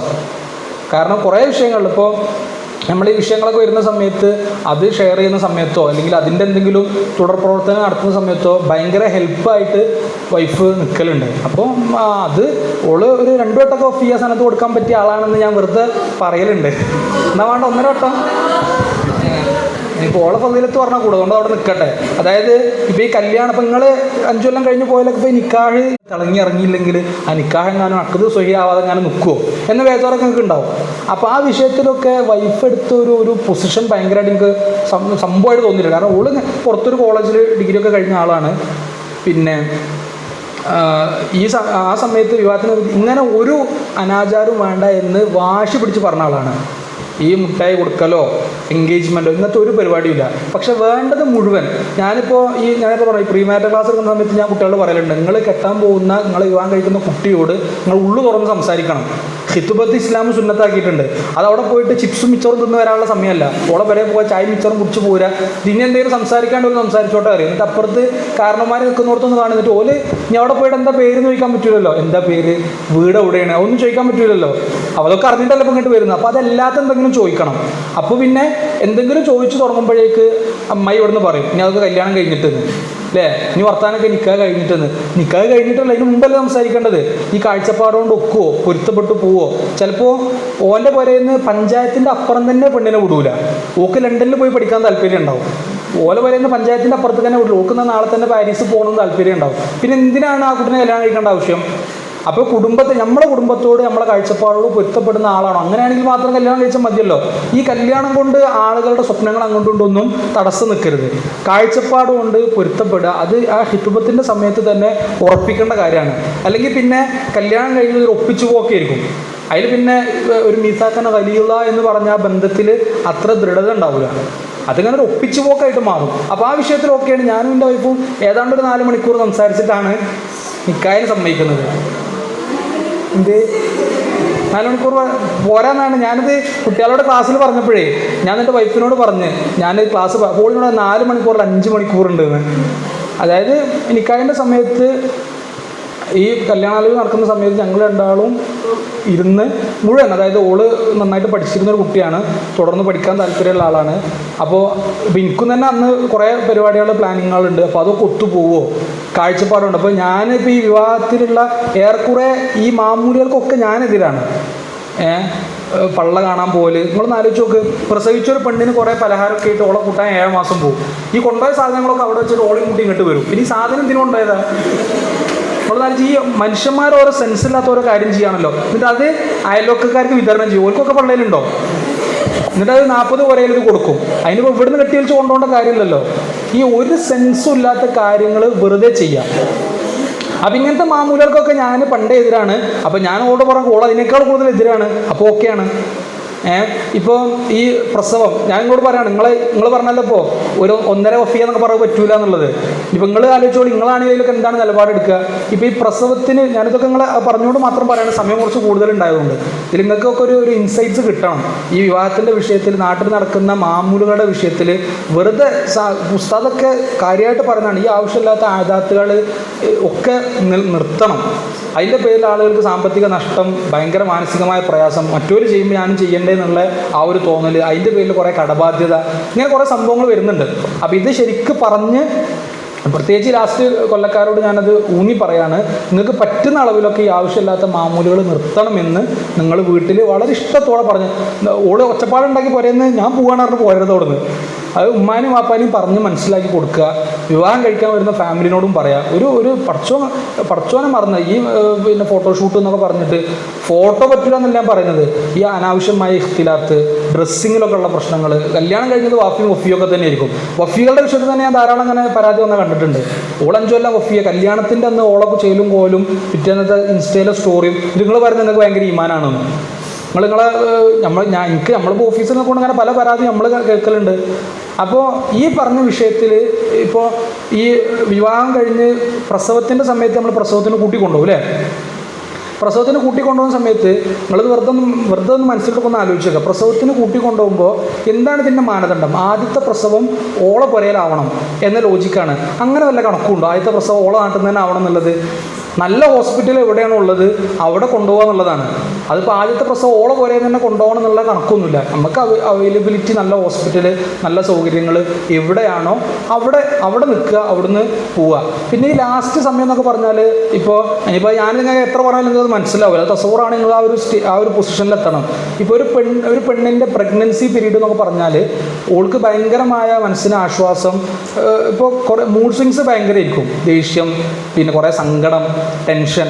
അപ്പോൾ ഈ സമയത്ത് ലാസ്റ്റ് സമയത്ത് ഓക്ക് എവിടെയാണ് നിൽക്കാൻ താല്പര്യമുള്ളതെന്ന് ചോദിക്കണം. ചിലപ്പോൾ സ്വന്തം പുരയിൽ പോയി അവിടെ കുറേ പണിയുണ്ടാവും. നമ്മളവിടെ എത്തി ഉമ്മ ഞാൻ കുറച്ച് കിടക്കട്ടെ പറഞ്ഞിട്ട് ഉമ്മ അവിടെ പോയി കിടക്കും. ഏതായാലും മോള് വന്നല്ലോ. അപ്പോൾ ചിലപ്പോൾ പുരയിൽ അത്ര സൗകര്യം ഉണ്ടാവില്ല. ഭർത്താവിൻ്റെ വീട്ടിൽ കുറച്ചുകൂടി നല്ലത്. ചിലപ്പോൾ ചില ആളുകൾക്ക് ഭർത്താവിൻ്റെ കൂടെ നിൽക്കണം എന്ന് ഭയങ്കര താല്പര്യമായിരിക്കും ആ സമയത്ത്, ലാസ്റ്റ് മൊമെൻറ്റിൽ. ആ സമയത്ത് ഭർത്താവിനെ പുരയ്ക്ക് തന്നെ കയറ്റൂല. കൂട്ടിക്കൊണ്ടുവന്നാൽ പിന്നെ ഓനെപ്പോഴെങ്കിലുമാണ് പോവുക, അല്ലെങ്കിൽ പിന്നെ ഹോസ്പിറ്റലിൽ നിന്നാണ് കാണാം. അതായത് സ്വന്തം ഭാര്യയുടെ പ്രസവം ആ സമയത്ത്, ആ സമയത്ത് ഓൾക്ക് ഭർത്താവിൻ്റെ പ്രസൻസ് വേണമെന്നുണ്ടാവും. ഹോസ്പിറ്റലിൽ പോകുമ്പോൾ ഓൻ വേണമെന്നുണ്ടാവും. പ്രസവിച്ച് കുട്ടിനെ കിട്ടുമ്പോൾ ഓൻ അവിടെ ഉണ്ടാവണമെന്നുണ്ടാവും. ഇതൊന്നും ഈ മാമൂല് പോലെ നടക്കൂല. പ്രസവം കഴിഞ്ഞിട്ടും കൊണ്ടുപോവുക ഓളെ വരേക്കാണ്. അപ്പോൾ ഓൾ വിചാരിക്കുന്നത് എന്താണ്? ഭർത്താവിൻ്റെ പ്രസൻസ് വേണമെന്നാണ്. കാരണം ഇമോഷണൽ പ്രശ്നങ്ങൾ ഭയങ്കരമാണ്. മനുഷ്യന് മെൻ്റലി ഉണ്ടാകുന്ന പ്രശ്നങ്ങൾ ഭയങ്കരമാണ്. അതൊക്കെ ചിലപ്പോൾ ഉമ്മയേക്കാൾ ചിലപ്പോൾ ഒക്കെ ആപേക്ഷികമാണ് ഓരോരുത്തരുടെ കേസിലും. ചിലപ്പോൾ ഭർത്താവായിരിക്കും അത് അഡ്രസ്സ് ചെയ്യേണ്ടത്. അപ്പോൾ ആ സമയത്ത് ഈ ആവശ്യമില്ലാത്ത മാമൂല് പറഞ്ഞിട്ട് നമ്മൾ എന്തിനാണ് അതൊക്കെ ഒഴിവാക്കുന്നത്? ഇപ്പോൾ നമ്മളെ ഒരു ഫ്രണ്ട്, ഓൻ്റെ കല്യാണം കഴിഞ്ഞിട്ട് ഈ വയനാട്ടിലെ ഒരു ബത്തേരി എന്ന് പറഞ്ഞിട്ട് ഈ തമിഴ്നാട് നീലഗിരി ബോർഡറിൽ നിന്നാണ് കല്യാണം കഴിച്ചത്. ഓനിവിടെ കോഴിക്കോട് നിന്നാണ്. അപ്പോൾ ആദ്യത്തെ പ്രസവം അവിടെ ആവണമെന്ന് പറഞ്ഞിട്ട് ഇവിടെ ഓളടുക്ക് കൊണ്ടുപോയി 7-ാം മാസം കഴിഞ്ഞപ്പോൾ. എന്നിട്ട് പ്രസവമായ സമയത്ത് ആ സ്ഥലങ്ങളിലൊന്നും രാത്രി യാത്ര പറ്റൂല, ഈ വനമേഖല ആയതുകൊണ്ട്. അപ്പോൾ പിന്നെ ഡേറ്റ് പറഞ്ഞ ഈ ഡെലിവറി ഡേറ്റ് പറഞ്ഞ് ഹോസ്പിറ്റലിലേക്ക് ഒരു 4 ദിവസം 5 ദിവസം മുന്നേ പോയിട്ട് അതിൻ്റെ അടുത്ത് ഒരു പിന്നെ വാടകയ്ക്ക് വീടെടുത്ത് അവിടെ നിൽക്കണം. സ്വന്തം വീട് പോലും അല്ല. സ്വന്തം വീട്ടിലേക്ക് നമ്മൾ ജനിച്ചു വളർന്ന വീടാണല്ലോ, ആ ഒരു ഗ്രൗണ്ട് നമുക്ക് ഭയങ്കര ഇഷ്ടമായിരിക്കും. പക്ഷേ ഇത് സ്വന്തം വീട്ടിൽ നിന്നാൽ പെട്ടെന്ന് വേദനയൊക്കെ വന്നാൽ എമർജൻസി സമയമാണ്, രാത്രി യാത്ര പറ്റാത്ത സ്ഥലമാണ്. അപ്പോൾ പിന്നെ 5 ദിവസം മുമ്പ് തന്നെ അവിടെ വാടകയ്ക്ക് ഒരു വീട് എടുത്തിട്ട് അവിടെ നിൽക്കുക ഹോസ്പിറ്റലിൻ്റെ അടുത്ത്. എന്തിനാ പിന്നെ ഓൾ അങ്ങോട്ട് പോയത്? അപ്പോൾ ഓൻ്റെ വീടിൻ്റെ അടുത്ത് തന്നെ നല്ലൊരു ഹോസ്പിറ്റലുണ്ട്. അപ്പോൾ ഞാൻ ചോദിച്ചാൽ പ്രസവം കഴിഞ്ഞുകൊണ്ട് പോയാൽ പോരെന്ന്. അപ്പോൾ പറയുന്നത് മാമൂലി എന്തായാലും അങ്ങോട്ട് പോയില്ലെങ്കിൽ നാട്ടുകാർ പറയും. നാട്ടുകാർ സ്ഥലമൊന്നുമല്ല നമ്മൾ ജീവിക്കുന്നത്, പല വയതൊന്നുമല്ലല്ലോ നമുക്ക് റേഷൻ. കാഴ്ചപ്പാടിൻ്റെ തുടർച്ചയിൽ പോവുക. ഞാൻ പറഞ്ഞതുപോലെ എനിക്കിതിലൊക്കെ നമ്മളുടേതായ കാഴ്ചപ്പാടുകളൊക്കെ ഉണ്ട്. ഞാൻ തുടക്കത്തിലൊക്കെ പുരക്കാരൊക്കെ എതിരായിരുന്നു. പക്ഷെ ഇപ്പം എല്ലാവരും എന്നോട് പൊരുത്തപ്പെട്ടു. എല്ലാവർക്കും ഭയങ്കര ഈ ആവശ്യമില്ലാത്ത മാമൂലുകൾ, ആളുകൾ ഇടങ്ങാറാക്കൽ. ഒരു കല്യാണം കഴിഞ്ഞാൽ ഇന്നിവിടെ ഉച്ചക്ക് കല്യാണം, ഓൻ്റെ പുരയിൽ അവിടെ ഉച്ചക്ക് കല്യാണം, അത് കഴിഞ്ഞിട്ട് പിറ്റേന്ന് എല്ലാവരും കൂടി അവിടേക്കൊരു സൽക്കാരം, അത് കഴിഞ്ഞ് പിറ്റേന്ന് എല്ലാവരും കൂടി ഇങ്ങോട്ടൊരു സൽക്കാരം, പിന്നെ അമ്മായിമാർക്ക് അടുക്കള കാണലും ബാത്റൂം കാണലും എന്നൊക്കെ പറഞ്ഞിട്ട് വേറൊരു വരവ്. ഞാൻ ആദ്യം പറഞ്ഞിരുന്നു, കല്യാണത്തിൻ്റെ അന്ന് ഉച്ചക്ക് അവളുടെ വീട്ടിൽ കല്യാണം, രാത്രി എൻ്റെ വീട്ടിൽ കല്യാണം. ഇപ്പം എൻ്റെ പുരയിൽ ഉച്ചക്ക് വന്നാൽ ചോറ് കിട്ടൂല, കാരണം അവിടെ ഒന്നും ഉണ്ടാവില്ല, രാത്രിയേ ഉള്ളൂ. അവളെ പുരയിൽ രാത്രി പോയാൽ അവിടെ ആരും ഉണ്ടാവില്ല. അവിടെ ഉച്ചക്ക് കല്യാണം, എൻ്റെ വീട്ടിൽ രാത്രി കല്യാണം. അടുക്കള കാണാനും ബാത്റൂം കാണാനും മുറ്റം കാണാനും അമ്മായിമാരൊക്കെ വേണമെങ്കിൽ അന്ന് പോവുക. അത് കഴിഞ്ഞാൽ പിന്നെ അങ്ങനത്തെ പോക്കൊന്നുമില്ല. അവിടുന്ന് വരാമല്ലോലൊക്കെ അന്ന് ഇങ്ങോട്ട് രാത്രി വരിക, പിറ്റേന്ന് സൽക്കാരമൊന്നുമില്ല, ഒരു പരിപാടിയില്ല. ഇതിൻ്റെ സാമ്പത്തിക നഷ്ടം മാത്രമല്ല, ഇതിന് നമ്മൾ ഈ ആവശ്യമില്ലാത്ത സമയം ചിലവഴിക്കണം. ഇത് ആദ്യം പറഞ്ഞപ്പോൾ അമ്മായിമാർക്ക് ഭയങ്കര എതിരായിരുന്നു. പക്ഷേ ഇത് കഴിഞ്ഞ് പിറ്റേന്ന് എന്നോട് അമ്മായി പറഞ്ഞു ഭയങ്കര റാഹത്തായി. അല്ലെങ്കിൽ കല്യാണം കഴിഞ്ഞ് 2 ദിവസം കുട്ടികളെ സ്കൂളിൽ ലീവാക്കണം, കാരണം പിറ്റേന്ന് സൽക്കാരത്തിന് അങ്ങോട്ട് പോകണം, അതിനും ഇതെല്ലാവരും പോകണം, പിറ്റേന്ന് എല്ലാവരും കൂടി ഇങ്ങോട്ട് വരും, അപ്പോഴും നമ്മളോട് ആൾ വേണം. ഇത് ആ ഒരു ദിവസം കൊണ്ട് തന്നെ എല്ലാം കഴിഞ്ഞു. ആളുകളെ ബുദ്ധിമുട്ടിക്കലില്ല, അനാവശ്യമായിട്ട് പൈസ ഇതൊക്കെ വെറുതെ ദൂർത്തടിക്കല്ലേ. ഇതൊക്കെ ആപേക്ഷികമാണ്. ഞാൻ പറയുന്നത് എല്ലാവരും അതേപോലെ. ചിലപ്പോൾ നല്ല മുതലാളിമാരെ മക്കളുണ്ടാവും, ഓൽക്കൊക്കെ കുറച്ച് ആൾക്കാരൊക്കെ വിളിക്കേണ്ടി വരും. ഇപ്പോൾ പിന്നെ അംബാനിൻ്റെ മക്കളെ കല്യാണം കണ്ടില്ല നിങ്ങൾ? ഭയങ്കര കല്യാണം. അതായത് വരുന്ന ഈ ബോളിവുഡ് നടന്മാർക്കൊക്കെ 2 കോടിൻ്റെ വാച്ചാണ് ഓരോരുത്തർക്ക് ഗിഫ്റ്റ്. ഇവരൊക്കെ അങ്ങോട്ട് 2 കോടിൻ്റെ ഗിഫ്റ്റ്, ഓല് തിരിച്ച് 40 കോടിൻ്റെ ഫ്ലാറ്റ് ഇങ്ങോട്ട്. അതായത് ബോളിവുഡ് നടന്മാർക്ക് കൊടുത്ത് ഒരു വാച്ച് കിട്ടിയാൽ നമ്മൾ ഈ കോളേജിൻ്റെ എല്ലാ കടം പോടും. ഒരു വാച്ച് കിട്ടിയാൽ മതി. അപ്പം എന്നാലും നമുക്ക് 2 ബിൽഡിംഗ് അപ്പുറത്ത് ഉണ്ടാക്കുകയും ചെയ്യാം, ഒരു ഒറ്റ വാച്ച് കിട്ടിയാൽ മതി. അപ്പോൾ നമ്മളിങ്ങനെ പറഞ്ഞു, അംബാനിയൊക്കെ അല്ലേ ഇപ്പോൾ ജിയോക്കൊക്കെ പൈസ കൂട്ടി, മാസത്തിൽ ഈ പ്ലാനുകളൊക്കെ കൂട്ടി. അപ്പോൾ ശരിക്കും അംബാനി ദൂർത്തടിച്ച് കുറേ പൈസ ചിലവാക്കിയിട്ട് നമ്മളടുത്ത് നിന്ന് പിടിക്കുകയാണെന്ന്. ശരിക്ക് എത്ര 6000 കോടിയോ മറ്റോ ആണ് മൊത്തം ഈ കല്യാണങ്ങൾക്ക് വേണ്ടി അംബാനി ചിലവഴിക്കും എന്ന് പറയുന്നത്. അപ്പോൾ നമ്മൾ ഈ ദൂർത്ത് എന്ന് പറഞ്ഞതൊക്കെ നമ്മളിതിനെ പറയുകയാണ്. ഇപ്പോൾ മൂപ്പര പൈസ പോയപ്പോൾ ജിയോ എന്ന് പറഞ്ഞിട്ട് നമ്മളെ കയ്യിൽ നിന്ന് പൈസ കൂടുതൽ എടുക്കുകയാണെന്ന്. ശരിക്കും അംബാനിൻ്റെ മൊത്തം അസറ്റിൻ്റെ 0.5%, 0.5% മാത്രമാണ് മോൻ്റെ കല്യാണത്തിന് ചിലവാക്കിയിട്ടുള്ളത്. അപ്പോൾ അംബാനി ശരിക്കും പിശുക്കാണ് കാണിച്ചിട്ടുള്ളത്. 0.5%. നിങ്ങളിപ്പോൾ നിങ്ങളെ കല്യാണം നടത്താൻ നിങ്ങളിപ്പോൾ സമ്പത്തിൻ്റെ എത്ര ശതമാനം ചിലവഴിക്കണം? ഉള്ളത് മുഴുവൻ വിറ്റാലും പോരാ, ബാക്കി കടം വാങ്ങണം. ചുരുങ്ങിയത് ഒരു 40-50%. നമ്മുടെ നാട്ടിൽ ശരാശരി മിഡിൽ ക്ലാസ് ആണെങ്കിൽ ഒരു സ്വന്തം സമ്പാദ്യത്തിൻ്റെ ഒരു 40% മോളെ കല്യാണത്തിന് ചിലവാകും. സാധാരണക്കാരനാണെങ്കിൽ 100% കഴിഞ്ഞിട്ട് പിന്നെ കടം വാങ്ങും, ഇതിന് കുറേ ബാധ്യത ഉണ്ടാവും ചെയ്യും. അപ്പോൾ ആരുതാ ദൂർത്ത്? ആപേക്ഷിക്കണം. അപ്പോൾ അംബാനി പിശുക്കാണ് കാണിച്ചിട്ടുള്ളത്. നമ്മളിത് ഭയങ്കര ദൂർത്താണ്. ഞങ്ങളാകെ 50 ലക്ഷത്തിനെ കല്യാണം നടത്തിയിട്ടുള്ളൂ, 50,000 കോടിക്കാണ് കല്യാണം നടത്തുന്നത്. നമുക്കാകെ 50 ലക്ഷം ഉള്ളൂ. മൂപ്പർക്ക് നമ്മൾ ഈ പറയുന്ന 5000 എന്ന് പറഞ്ഞാൽ മൂപ്പര് ഒരു 0.5% ആയിട്ടുള്ളൂ. അപ്പോൾ ഇത് ദൂർത്ത് ഇസ്രാഫ് എന്നൊക്കെ പറയുന്നത് ആപേക്ഷികമായ കാര്യമാണ്. ഇപ്പോൾ നമ്മൾ കല്യാണം നടത്തുന്നതിൽ തന്നെ യൂസ്ഫുള്ളി കല്യാണം നടത്താമെന്ന് പറഞ്ഞാൽ പറ്റൂലല്ലോ, അയാൾക്ക് വിളിക്കേണ്ട കുറേ ആൾക്കാരുണ്ടാവും. ഇപ്പം നമ്മളെ പിന്നെ മഹൽ പ്രസിഡൻറ്റും പിന്നെ ലീഗിൻ്റെ പ്രസിഡൻറ്റും ഒരേപോലെ കല്യാണം നടത്തണമെന്ന് പറയാൻ പറ്റുമോ? അവർക്ക് വ്യക്തിബന്ധങ്ങൾ കൂടുതലുണ്ടാകുമ്പോൾ ആളുകൾ കൂടും. അപ്പോൾ ഓരോരുത്തരുടെ അളവിലും പാകത്തിലും പറ്റിയ ആചാരങ്ങൾ മാത്രം. ആവശ്യമില്ലാത്ത ദൂർത്ത്, സമയം, മെനക്കെടുത്തലൊന്നും വേണ്ട. ഇതിനൊക്കെ ഒരു തെളിച്ചുണ്ടാവണം എന്നുണ്ടെങ്കിൽ നല്ല ഈമാൻ വേണം. ഇതൊക്കെ ഒരു നിലപാടാണ്. ഇതൊക്കെ പറഞ്ഞാൽ കുടുംബത്തിലാകെ പ്രശ്നമായിരിക്കും. അങ്ങോട്ട് പറ്റൂല എന്നൊക്കെ പറഞ്ഞിട്ട്. ഇപ്പോൾ ഈ പ്രസവത്തിൻ്റെ സമയത്തൊക്കെ ആകെ പ്രശ്നം, പണ്ട് കുട്ടി കൊണ്ടുപോവുക, അവിടെ നിന്ന് ഇങ്ങോട്ട് കൊണ്ടുവരിക. നമ്മളെ വിഷയത്തിൽ അങ്ങനെ ഒന്നുമില്ല. എൻ്റെ വൈഫിൻ്റെ വീട്ടിൽ നിന്നാണ് പ്രസവിക്കാൻ പോയത്, കഴിഞ്ഞിട്ട് എൻ്റെ വീട്ടിൽ തന്നെയാണ് വന്നത്. അതുകൊണ്ട് ഒരു പ്രശ്നവുമില്ല. അതുകൊണ്ട് ആകാശം ഇടിഞ്ഞു വീഴുകയോ ഉരുൾ പൊട്ടുകയോ ഒന്നും ചെയ്തിട്ടില്ല. അപ്പോൾ ഞാൻ പറയുന്നത് ഇതിലൊക്കെ നമ്മളെ സൗകര്യമാണ് മാനിക്കേണ്ടത്, അല്ലാതെ ഈ മാമൂലുകളൊന്നുമല്ല. അപ്പോൾ അങ്ങനെ പോവാം. അപ്പോൾ ഞാൻ നിങ്ങൾ 1.5 വഫി എന്ന് പറയാൻ പറ്റൂല പറഞ്ഞപ്പോൾ പറഞ്ഞതാണെന്നൊക്കെ. ഇനി അത് പറയുകയാണെങ്കിൽ കുറേ ഇനിയും പറയാണ്ട് വേണ്ടല്ലോ. അതായത് ഒരു പെണ്ണിന് വേറെ പെണ്ണിൻ്റെ മഹത്വം പറയുന്നത് ഇഷ്ടപ്പെടൂല. ഐഷാബി പറഞ്ഞില്ല, ഖദീജാബിയെ ബെന്നിപ്പിങ്ങനെ പറഞ്ഞപ്പോൾ നിങ്ങൾക്ക് ഇപ്പോഴും ആ വൃദ്ധയായ സ്ത്രീൻ്റെ മഹത്വം തന്നെയാണ് പറയാനുള്ളതിലെന്ന് ഐഷാബീവിൻ്റെ കുശുമ്പ്. അപ്പോൾ ഞാനിങ്ങനെ മഹത്വം പറയുമ്പോൾ സ്വാഭാവികമാണ്. ഇപ്പം ഉമ്മാക്ക് ഒരാൾ കല്യാണം കഴിഞ്ഞാൽ ഇമ്മയും മരുവോളും തമ്മിലുള്ളൊരു പ്രശ്നം ഉണ്ടാവും, അതിൻ്റെ ഇടയിൽ കുടുങ്ങുന്ന ഒരാണുണ്ടാവും. ഉമ്മാനോട് ഓളെ മഹത്വം പറഞ്ഞാൽ പാളി, ഓളോട് ഉമ്മാൻ്റെ മഹത്വം പറഞ്ഞാൽ പാളി. വീട്ടിലേക്ക് എങ്ങാനും കയറി വരുമ്പോൾ അതുവരെ ഉമ്മാന്ന് വിളിച്ചോൻ അറിയാതെ ഓളെ പേര് വിളിച്ച് കയറിയാൽ ആ കുടുംബം തന്നെ തെറ്റി കണ്ടോ. ഇന്നലെ വരെ എൻ്റെ പേര് വിളിച്ച് കയറിയവനാണ് ഇന്ന് കണ്ടില്ലേ മാറിയത്, പെണ്ണ് കെട്ടിയപ്പോനാകെ മാറിയാണ്. ഇതൊക്കെയാണ് പ്രശ്നം. അത് ഒരു തരം ഈ ഒരു സൈക്കോളജിൻ്റെ പ്രശ്നമാണ്. അതിന് കുറേ പറയാണ്ട്. അങ്ങനെ അതിലൊന്നും നമ്മൾ വീഴരുത്, അങ്ങനത്തെ നിൽക്കരുത്. അങ്ങനത്തെ ചീപ്പ് കേസുകൾക്കൊന്നും ഇങ്ങനെ മൂക്കൊലിച്ച കേസിനൊന്നും എന്താ വരുത് തെറ്റുക. ഇന്നെ വിളിച്ചില്ല, ഞങ്ങളെ ഉമ്മാനെ വിളിച്ചു, ഉമ്മാൻ്റെ അമ്മാനെ ആരെ വിളിച്ചോട്ടെ. ഇപ്പം നമ്മൾ ഈ കൗൺസിലിംഗ് ഒക്കെ പറഞ്ഞ് കുറേ പരാതി വരും. ഇപ്പോൾ ഈ കഴിഞ്ഞ വീക്കിൽ നമ്മളൊരു വഫിയ കല്യാണ കേസ് ഡീൽ ചെയ്തിരുന്നു. എന്താണ് ഞാനിവിടെ എൻ്റെ കണ്ണിനൊന്നും തരികയാണ് ശരിക്കും വേണ്ടത്. കാരണം വഫീനെ കല്യാണം കഴിച്ചു എന്ന് പറയുന്നിട്ട് വഫീ ഓൻ്റെ ഉമ്മ ഒക്കൂല. കാരണം ഇങ്ങനത്തെ ചീപ്പ് കേസുകളാണ്. ഓന് പിന്നെ ഓളെ കൂട്ടിയിട്ട് എവിടെയും പോയാലും ഉമ്മാക്ക് പ്രശ്നം, ഓന് എന്തെങ്കിലും ഉമ്മാക്ക് മാത്രമായിട്ട് എന്തെങ്കിലും സാധനം വാങ്ങി കൊടുത്തോ ഓക്ക് പ്രശ്നം, ഉമ്മാൻ്റെ ബർത്ത്ഡേ വെഡിങ് ആനിവേഴ്സറി ഒക്കെ എടുത്തോ ഒക്കെ ഈ ആചാരം കൊണ്ട് വരികയാണ്. എന്നിട്ട് ആ ഉമ്മ പറയുന്നൊരു കാര്യമേ, കല്യാണത്തിന് മുമ്പ് ഉമ്മ പറയുകയാണ് എൻ്റെ ബർത്ത്ഡേക്ക് കൃത്യം 12 മണിക്ക് സ്റ്റാറ്റസ് ഇട്ടിരുന്നു, ഇപ്പോൾ സ്റ്റാറ്റസ് ഒന്നും ഇടുന്നില്ല എന്നുള്ളത്. അപ്പോൾ ഉമ്മ വളരെ അപ്ഡേറ്റഡ് ആണ് സംഭവം. ഈ സഫീഹ് ഇതൊക്കെ ഓരോന്ന് ശീലിപ്പിക്കും. എന്നിട്ട് ഇത് കഴിഞ്ഞിട്ട് കല്യാണം കഴിഞ്ഞിട്ട് 12 മണി സംഭവം 6 മണി ആയതാണ്. ഈ 6 മണി ആകുമ്പോൾ സ്റ്റാറ്റസ് വൈകിൻ്റെ പേരിൽ നമ്മൾ പിന്നെ സൈഖുൽ സുഫഹ എന്ന് പറഞ്ഞാൽ ഓരോ സഫാഹത്ത് കാട്ടിയിട്ട് അത് ഉമ്മാനി വാപ്പാനും ശീലിപ്പിക്കാം. നമ്മളത് ചെയ്യാതിരിക്കുമ്പോൾ ഓൾക്ക് പ്രശ്നമായിരിക്കും. അപ്പോൾ എന്നാലും ഉമ്മാക്ക് എന്തെങ്കിലും ബർത്ത്ഡേക്ക് ഗിഫ്റ്റ് കൊണ്ടേ കൊടുത്താൽ, അല്ലെങ്കിൽ ഉമ്മാനി ഉപ്പാന് വെഡിങ് ആനിവേഴ്സറിക്ക് ഒരു ഗിഫ്റ്റ് കൊടുത്താൽ പെണ്ണുങ്ങൾക്ക് പറ്റൂല. നോട് വലിയ വഫിയാണ് അവനും. നിങ്ങൾ ഈ പറഞ്ഞ ഇമാനും ഇഖ്ലാസും തഖ്വയൊക്കെ ഇങ്ങനെ തുലാഭാരം നടത്തി 5 കൊല്ലം കഴിഞ്ഞ ആളുകളാണ്.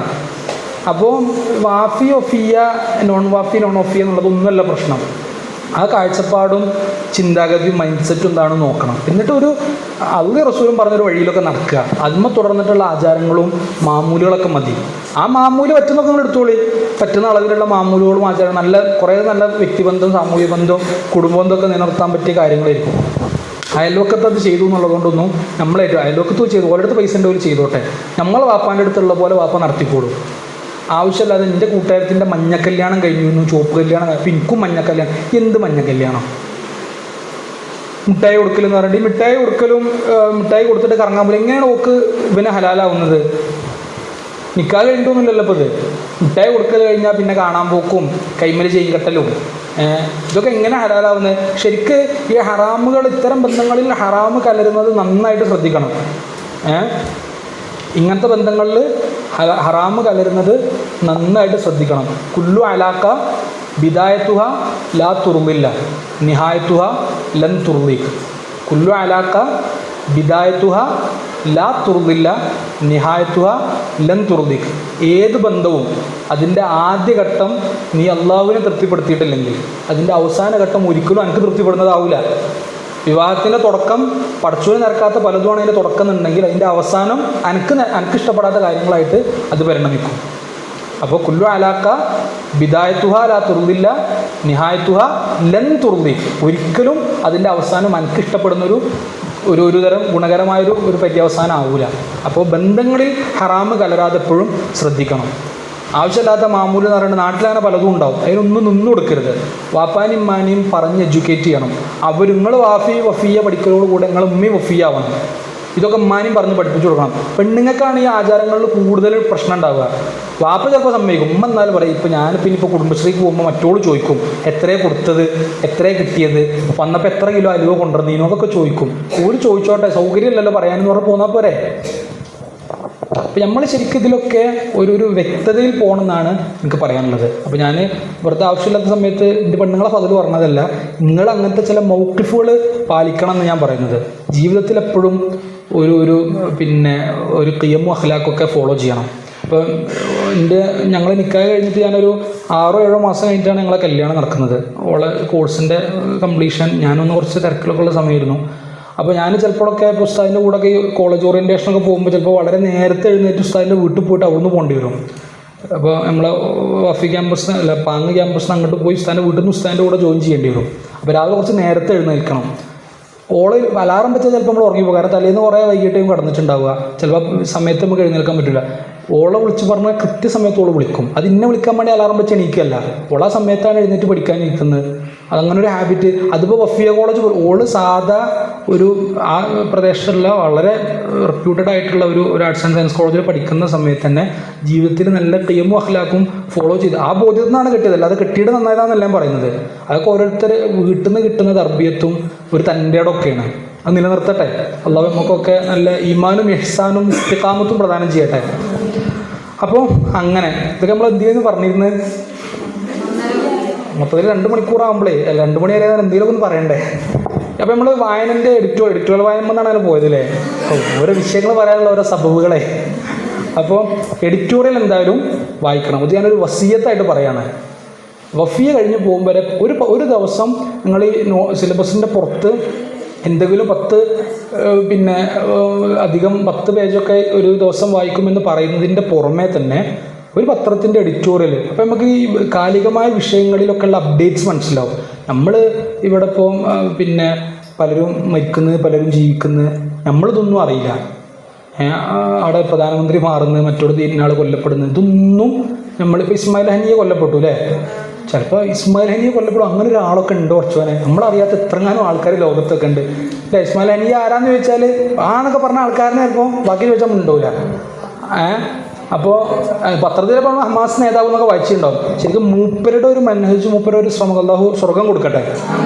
ആ ഫലസ്തീൻ ജനതയുടെ പോരാട്ടങ്ങൾക്ക് നല്ല പകരക്കാർ നൽകി അല്ലാഹു ആ ജനതയെ അനുഗ്രഹിക്കട്ടെ. അപ്പോൾ ഇങ്ങനെ കുറേ ആൾക്കാർ ലോകത്ത് പലയിടത്തുണ്ട്. നമുക്ക് വരുന്ന അറിയാതാവരുത്. അപ്പോൾ അതിന് പത്രവായന വേണം. എഡിറ്റോറിയലൊക്കെ വായിക്കുമ്പോൾ തന്നെ നമുക്ക് അങ്ങനെ കുറേ ആളുകളെയും കുറേ സംഭവ വികാസങ്ങളെയൊക്കെ മനസ്സിലാക്കാൻ പറ്റും. അപ്പോൾ എഡിറ്റോറിയൽ എന്നുള്ളത് ഇതിൻ്റെയൊക്കെ പുറമെ നിങ്ങൾ ചെയ്യേണ്ട കുറച്ച് കാര്യങ്ങൾ മാത്രമാണ്. അതുമാത്രമൊന്നും വായിച്ചാൽ പോരാ, അതിൻ്റെ പുറമേ തന്നെ നിങ്ങൾ കുറേ കാര്യങ്ങൾ വായിക്കണം. അപ്പം നമ്മൾ വായനയൊക്കെ നന്നാവുമ്പോൾ സ്വാഭാവികമായിട്ട് നമുക്ക് എഴുതാൻ തോന്നും. ഒരു ഗ്ലാസ്സിൽ കുറച്ച് വെള്ളം ഉണ്ടെങ്കിൽ അതിലേക്ക് പിന്നെയും വെള്ളം പറഞ്ഞാൽ എന്താവുക, അത് തൂവും അല്ലേ, പുറത്തേക്ക് മറിയും. എന്താ പറയുക ഇവിടെ, തൂത്തു തോന്നോ, തൂക്കും, തൂവും അല്ലേ. നമ്മൾ ഈ കാസർഗോഡുകാരെ ഭാഷയെ മറിയും. അപ്പോൾ ഞാൻ നല്ല ട്രെയിനിൻ്റെ കൂടെ ഒരു ഫാമിലി ഉണ്ടായിരുന്നു. അതുപോലെ വർത്താനം കേട്ട് ഞാൻ നല്ല വരുമ്പോൾ കുറച്ച് വായിക്കാനും കുറച്ച് വാല്യുവേഷനൊക്കെ ഉണ്ടായിരുന്നു വിസാലിന്. അപ്പോൾ ഞാൻ അവിടെ നിന്ന് അങ്ങോട്ട് ഷൊർണൂർ മുതൽ കാസർഗോഡ് എത്തുമ്പോൾ 1-2 വർക്ക് കഴിയുമല്ലോ വിചാരിച്ചിട്ട് അതും വെച്ചിരുന്നതാണ്. ഇവർ ഈ വർത്താനം കൊണ്ട് എന്തോരം ഒച്ചപ്പാട് അറിയോ. ഞാനത് പകുതിക്കുന്ന എവിടെയെങ്കിലും ഇറങ്ങുമെന്ന് വിചാരിച്ചു. പക്ഷേ ഈ മഹദി ഫതിലില്ല, കാസർഗോഡ് നിൻ്റെ കൂടെയാണ് ആ ഫാമിലി ഇറങ്ങിയത് അതുവരെ. അപ്പോൾ കാസർഗോഡുകാരാണ് ആ ഭാഷ ഓർക്കുന്നത് നമുക്ക് മനസ്സിലായി. അപ്പോൾ ഈ ഭാഷയുടെ ഒരു സ്പീഡ്, ഞാൻ ഓരോ നാട്ടിലും ഓരോ വകഭേദങ്ങളുണ്ടാവും. ഇതിൻ്റെ സ്പീഡ് ചിലത് മനസ്സിലാവുന്നതന്നല്ല, എന്തൊക്കെയോ പറയാണ്. അപ്പോൾ അത് ഞാൻ കുറ്റപ്പെടുത്തല്ലോ. ഓരോ നാട്ടിലും ഓരോ, ഇപ്പോൾ വയനാട്ടിൻ്റെതായ ഒരു ഭാഷ ഉണ്ടാവും, ഇപ്പോൾ ബഷീറിൻ്റെതായ ഒരു ഭാഷ ഉണ്ടായിരുന്നു. ഓരോ നാട്ടിലും ഓരോ ഭാഷയും ശൈലിയൊക്കെ ഉണ്ടാവും. അപ്പോൾ നമ്മൾ സ്വാഭാവികമായിട്ട് കുറേ വായിക്കുന്ന സമയത്ത് ഒരു ഗ്ലാസ് നമ്മളെ ഉള്ളിലുള്ളതുപോലെ നമ്മുടെ ഉള്ളിൽ ഇങ്ങനെ ആശയങ്ങൾ നിറയുക ചെയ്യാം. ഇതിങ്ങനെ നിറയുമ്പോൾ സ്വാഭാവികമായിട്ട് നമുക്ക് എഴുതാനോ പറയാനോ തോന്നും. അപ്പോൾ നല്ല എഴുത്തുകൾ, കവിതകൾ, കഥകൾ, നല്ല പ്രസംഗങ്ങൾ, നല്ല ഡിബേറ്റുകളൊക്കെ ആയിട്ട് പലതും പുറത്തു വരും. അപ്പം ഇതിങ്ങനെ വായിച്ച് നമ്മുടെ ഉള്ളിൽ നമ്മുടെ കാഴ്ചപ്പാട് ഇങ്ങനെ നിറച്ച് നിർത്തുക എന്നുള്ളത് പ്രധാനമാണ്. അപ്പോൾ സ്വാഭാവികമായിട്ട് നിങ്ങളുടെ ഉള്ളിലുള്ള എഴുത്തുകാരും നിങ്ങളുടെ ഉള്ളിലുള്ള പ്രഭാഷകർക്ക് പുറത്ത് ചാടും. കുറേ നമ്മൾ വായിക്കുമ്പോൾ എന്തെങ്കിലുമൊക്കെ നമുക്ക് എഴുതാനും വീർപ്പുമുട്ടലായിരിക്കും. എന്തെങ്കിലും ഒന്ന് എഴുതണ്ടേ, പഠിച്ചോ, ഇതൊന്നും ആരോടെങ്കിലും പറയണ്ടേ. അപ്പോൾ പിന്നെ നമ്മൾ സമാജത്തിൽ പ്രസംഗിക്കുമ്പോൾ നമ്മുടെ സംസാരത്തിന് നമ്മൾ പോലും അറിയാത്തൊരു ഡെപ്റ്റ് സ്വാഭാവികമായിട്ട് വരും. കാരണം നമ്മളത് ഏതെങ്കിലും പത്രത്തിലോ പുസ്തകങ്ങളിലോ വായിച്ചിട്ടുണ്ടാവും. അപ്പോൾ നമ്മൾ അതിനെ തുടർന്ന് സംസാരിക്കുമ്പോൾ നമുക്ക് അതിലൊരു വ്യക്തത ഒക്കെ കിട്ടും. അപ്പോൾ വായിക്കുക എന്നുള്ളത് തന്നെയാണ് ഇതിൻ്റെ പ്രധാനപ്പെട്ട സംഭവം. അപ്പോൾ വായിക്കുന്ന തുടർച്ചയിൽ എഴുതാൻ പറ്റും എന്ന് പറഞ്ഞു. അപ്പോൾ ഇനി എങ്ങനെയാണ് നമുക്ക് ഓരോന്ന് എഴുതാൻ പറ്റുക എന്നുള്ളതിനെ പറ്റിയിട്ടാണ് ഞാൻ പറയുന്നത്. അതിൻ്റെ ഇടയ്ക്ക് കുറച്ച് വെള്ളം കുടിക്കട്ടെ. നിങ്ങൾക്ക് വെള്ളം കുടിച്ച് വരണോ? ബ്രേക്കൊന്നും വേണ്ടത്?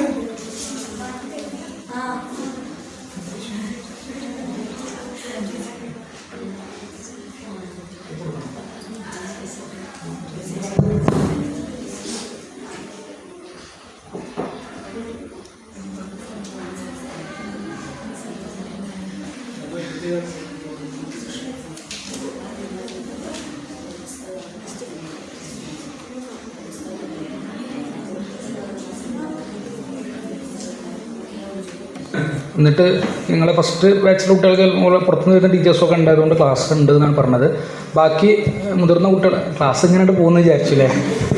ഓരോരുത്തരുടെ അവസ്ഥകളെ. അപ്പോൾ ബാക്കി സീനിയേഴ്സിൻ്റെ കൂടെ നമുക്ക് കുറച്ചധികം വിഷയങ്ങൾ അവരോട് പറയാം. അപ്പം മൊത്തത്തിലൊരു ബ്രേക്ക്, അത് കഴിഞ്ഞിട്ട് അടുത്ത സെഷനിൽ അടുത്ത ടീം മാത്രം ഇരുന്നാൽ മതി. അപ്പോൾ നമ്മൾ വൈൻഡപ്പ് ചെയ്യാണ് ഈ എഴുത്തിൻ്റെ വിഷയം കൂടി പറഞ്ഞിട്ട്. ഇപ്പം ഈ മറ്റേ കുട്ടിയൊക്കെ റെക്കോർഡ് ചെയ്യുന്നുള്ളത് മറ്റേ ഉദുമ ടീമിന്.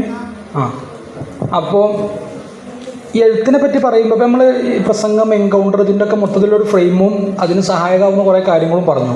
ഇനി എഴുത്ത് എന്ന് പറഞ്ഞാൽ ഇതൊക്കെ കലയാണല്ലേ, ആർട്ടാണ്. എന്താണ് ഈ കല എന്ന് പറഞ്ഞാൽ? കല എന്ന് പറഞ്ഞാൽ എന്താ? കല എന്ന് പറഞ്ഞാൽ എന്താ? കല അതിനെങ്ങനെ ഡിഫൈൻ ചെയ്യാമെന്നാണ് ചോദിച്ചത്. കല എന്ന് പറയുമ്പോൾ കല എന്നറിയാം, ഡിഫൈൻ ചെയ്യുക എങ്ങനെ? ഉള്ളിൽ ഒളിച്ചു നിൽക്കുന്ന കലാവാസന. കല എന്താണെന്നാ ഡിഫൈൻ ചെയ്യുക. അപ്പോൾ ഉള്ളിൽ നിൽക്കുന്ന കലാവാസനകൾ പുറത്ത് എടുക്കാറ് എന്ത് വാസനയാണത്? ചിന്തകൾ. ശരിക്ക് കഴിവാണോ കല? അതിൻ്റെ ഉള്ളിൽ ആർട്ട്, അതതിൻ്റെ ഇംഗ്ലീഷാണ്. മനസ്സിലുള്ള ആർട്ടിനൊക്കെ പുറത്തെടുക്കാന്ന് പറഞ്ഞിട്ട് സർഗാത്മകത. ശരിക്ക് ഈ ആർട്ടിനെ ഡിഫൈൻ ചെയ്യാന്ന് പറയുന്നത്, നിങ്ങളിപ്പോൾ നിങ്ങളുടെ ഇടയിൽ അഭിപ്രായ വ്യത്യാസം ഉണ്ടായാലും തന്നെ ലോകത്ത് പല സ്കോളേഴ്സിൻ്റെ ഇടയിലും അഭിപ്രായ വ്യത്യാസം ഉണ്ടായിട്ടുണ്ട് ആർട്ടിനെ എങ്ങനെ ഡിഫൈൻ ചെയ്യാന്നുള്ളത്. നമ്മൾ കലയെ ഡിഫൈൻ ചെയ്യുന്നത് ഇത് ഭയങ്കര ഇപ്പോൾ മനുഷ്യൻ്റെ ഒരു തരം പവർഫുൾ ഇമാജിനേഷൻ്റെ ഒരു ഓവർഫ്ലോ എന്നൊക്കെ പറയലുണ്ട്. ഓവർഫ്ലോ ഓഫ് പവർഫുൾ ഇമാജിനേഷൻ എന്നൊക്കെ പറയലുണ്ട്. പക്ഷെ നമ്മളങ്ങനെയൊന്നുമല്ല കലനെ ഡിഫൈൻ ചെയ്യുന്നത്. നിങ്ങൾ മുറിവിൻ്റെ കല എന്ന് കേട്ടിട്ടുണ്ടോ?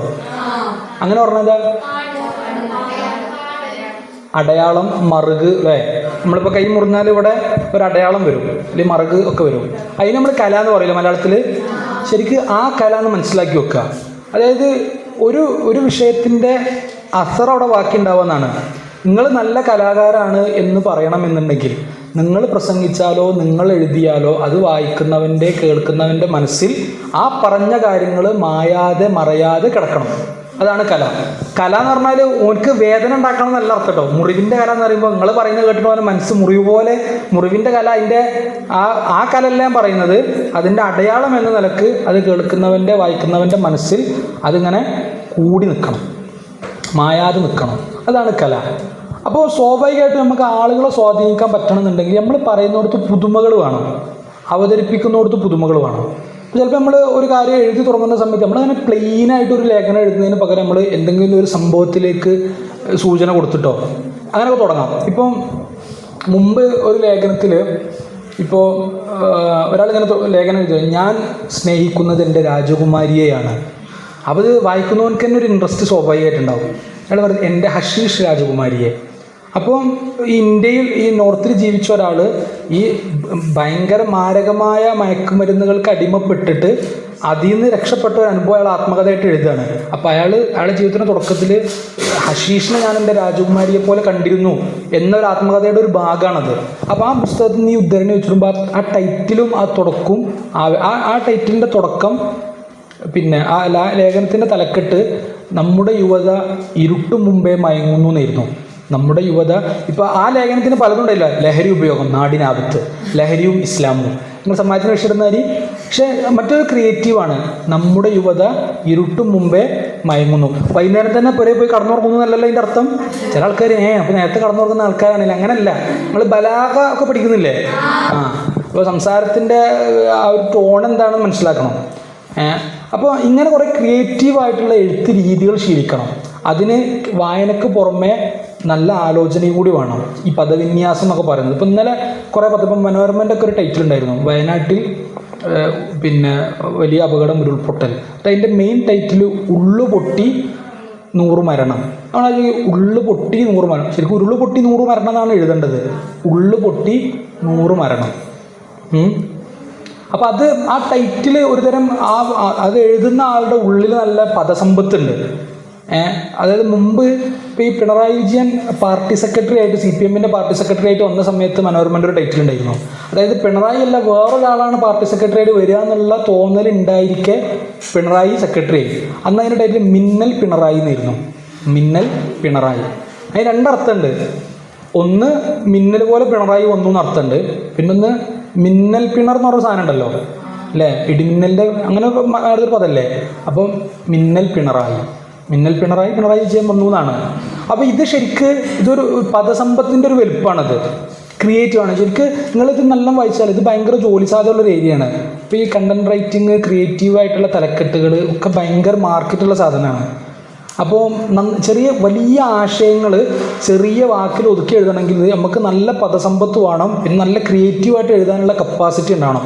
അത് ആ വിഷയത്തെ പറ്റി ധാരണ ഉണ്ടാവണം, പിന്നെ അത് ചെറിയ വാക്കുകളിൽ വളരെ മൂജസായിട്ട് ഒതുക്കാൻ പറ്റണം. ഇപ്പം നിങ്ങൾ ഈ പിന്നെ വെറുതെ ബസ്സിലൊക്കെ ഇരിക്കുമ്പോൾ പുറത്തുള്ള ബോർഡുകൾ കാണലുണ്ട് നിങ്ങൾ, നല്ല ഭയങ്കര ക്രിയേറ്റീവായിട്ടുള്ള സാധനം ഉണ്ടാവും. ഇപ്പോൾ ഈ ഫാമിലി വെഡ്ഡിങ് കളക്ഷൻ്റെ കുറേ സാധനങ്ങളുണ്ടാവും, ട്രാഫിക് ബോർഡിലൊക്കെ ഉണ്ടാവും. വാഹനം പതിയെ ഓടിക്കുക, ഫാമിലി നിങ്ങളെ കാത്തിരിപ്പുണ്ട്. അത് നമ്മളെ ഫാമിലി അല്ല, ഫാമിലി വെഡ്ഡിങ് കളക്ഷനാണ്, അടുത്ത കല്യാണത്തിന് ഡ്രസ്സ് എടുക്കാനുള്ള സ്ഥലമാണ്. അപ്പോൾ അതവിടെ കച്ചവടത്തിന് കാത്തിക്കാണ്, പക്ഷെ പറയുന്നത് ഫാമിലി നിങ്ങളെ കാത്തിരിപ്പുണ്ട്, വേഗത കുറക്കുക, ഫാമിലി നിങ്ങളെ കാത്തിരിപ്പുണ്ട്. ശരിക്കും ആ ടൈറ്റിലിന് ഭയങ്കര പൈസ കൊടുക്കണം. ഇപ്പം LDF വരും, എല്ലാം ശരിയാകും, ഒരു വട്ടം കൂടി UDF സർക്കാരിനൊക്കെ വന്നിരുന്നില്ല. ആ ടൈറ്റിൽ, ആ മോട്ടോ, ആ മുദ്രാവാക്യം, ആ ടൈറ്റിൽ ടാഗിന് ലക്ഷങ്ങൾ കൊടുത്തിട്ടുണ്ട് ഓരോ പാർട്ടിയും. കാരണം നമ്മൾ കേട്ട് നമ്മൾ നാവിലൊക്കെ അത് വന്നു. പക്ഷെ അങ്ങനെ ഒരു ടൈറ്റിൽ ഉണ്ടാക്കാൻ ഒരു ക്രിയേറ്റീവ് ടീം കൂടിയിരിക്കണം. അവരിന്ന് കുറേ സജഷനുകളൊക്കെ വന്നിട്ടൊന്നുകൊണ്ട് ഫൈനൽ ചെയ്യണം. അപ്പോൾ ആ വന്നതിന് നല്ല പൈസ കൊടുക്കും. ഈ മനോരമയിലൊക്കെ ശരിക്കും എഡിറ്റോറിയൽ ബോർഡിൽ അങ്ങനെ ഒരു ടീം തന്നെ ഉണ്ട്, ഈ ടൈറ്റിലുകൾ മനോഹരമാക്കാൻ വേണ്ടിയിട്ട്. ആൾക്ക് തന്നെ ഭയങ്കര സ്ട്രൈക്കിംഗ് ആയിട്ട് തോന്നുന്ന കാര്യം, ഇപ്പോൾ ഓട് കമ്പനീൻ്റെ ഒരു പരസ്യം വരുമ്പോൾ കണ്ടിരുന്നു. മറ്റേ ഇപ്പോൾ ഈ ഓടിന് പകരം കുറേ സാധനങ്ങളുണ്ടല്ലോ മാർക്കറ്റിൽ. ഓടല്ലേ ചേട്ടാ ഒരുപാട് കാലം ഓടാനുള്ളതല്ലേ എന്ന്. ഓടല്ലേ ചേട്ടാ ഒരുപാട് കാലം, നമ്മളോട് ഓടല്ലേ എന്നല്ല പറയുന്നത്, ഓടല്ലേ ചേട്ടാ. മനസ്സിലാവുന്നുണ്ട്, ഓടല്ലേ ചേട്ടാ. അത് ഈ സൗണ്ട് മോഡുലേഷൻ എന്ന് മനസ്സിലാവണം. അത് സംസാരിക്കുമ്പോൾ ശ്രദ്ധിക്കേണ്ട ഒരു കാര്യമാണ്. അത് ഇനി ഓരോന്നിപ്പോൾ ഈ സ്പീക്കിങ്ങിൻ്റെ വിഷയം പറയണമെന്നുണ്ട്. ഈ സൗണ്ട് മോഡുലേഷനിൽ കുറേ കാര്യങ്ങളുണ്ട്. നമ്മൾ ഭയങ്കര ദുരന്ത വാർത്തകൾ ഒരു ആസ്വാദ്യകരമായ ഭാഷയിൽ പറയാൻ പറ്റൂലല്ലോ. അപ്പോൾ ഈ സൗണ്ട് മോഡുലേഷൻ മാറുന്നതനുസരിച്ച് അർത്ഥം മാറും. ഇപ്പോൾ ബാബു കള്ളനാണെന്ന് പോലീസിനോട് ഞാൻ പറഞ്ഞിട്ടില്ല, ഫോർ എക്സാമ്പിൾ. ബാബു കള്ളനാണെന്ന് പോലീസിനോട് ഞാൻ പറഞ്ഞിട്ടില്ല. അല്ലെങ്കിൽ ഈയാണ് അത് എടുത്തത് എന്ന് ഉസ്താദിനോട് ഞാൻ പറഞ്ഞിട്ടില്ല. അതിനൊരു 5-6 മീനിങ് നമുക്ക് കൽപ്പിക്കാൻ പറ്റും. ബാബു കള്ളനാണെന്ന് പോലീസിനോട് ഞാൻ പറഞ്ഞിട്ടില്ല. ബാബു കള്ളനാണെന്ന് പോലീസിനോട് ഞാൻ പറഞ്ഞിട്ടില്ല.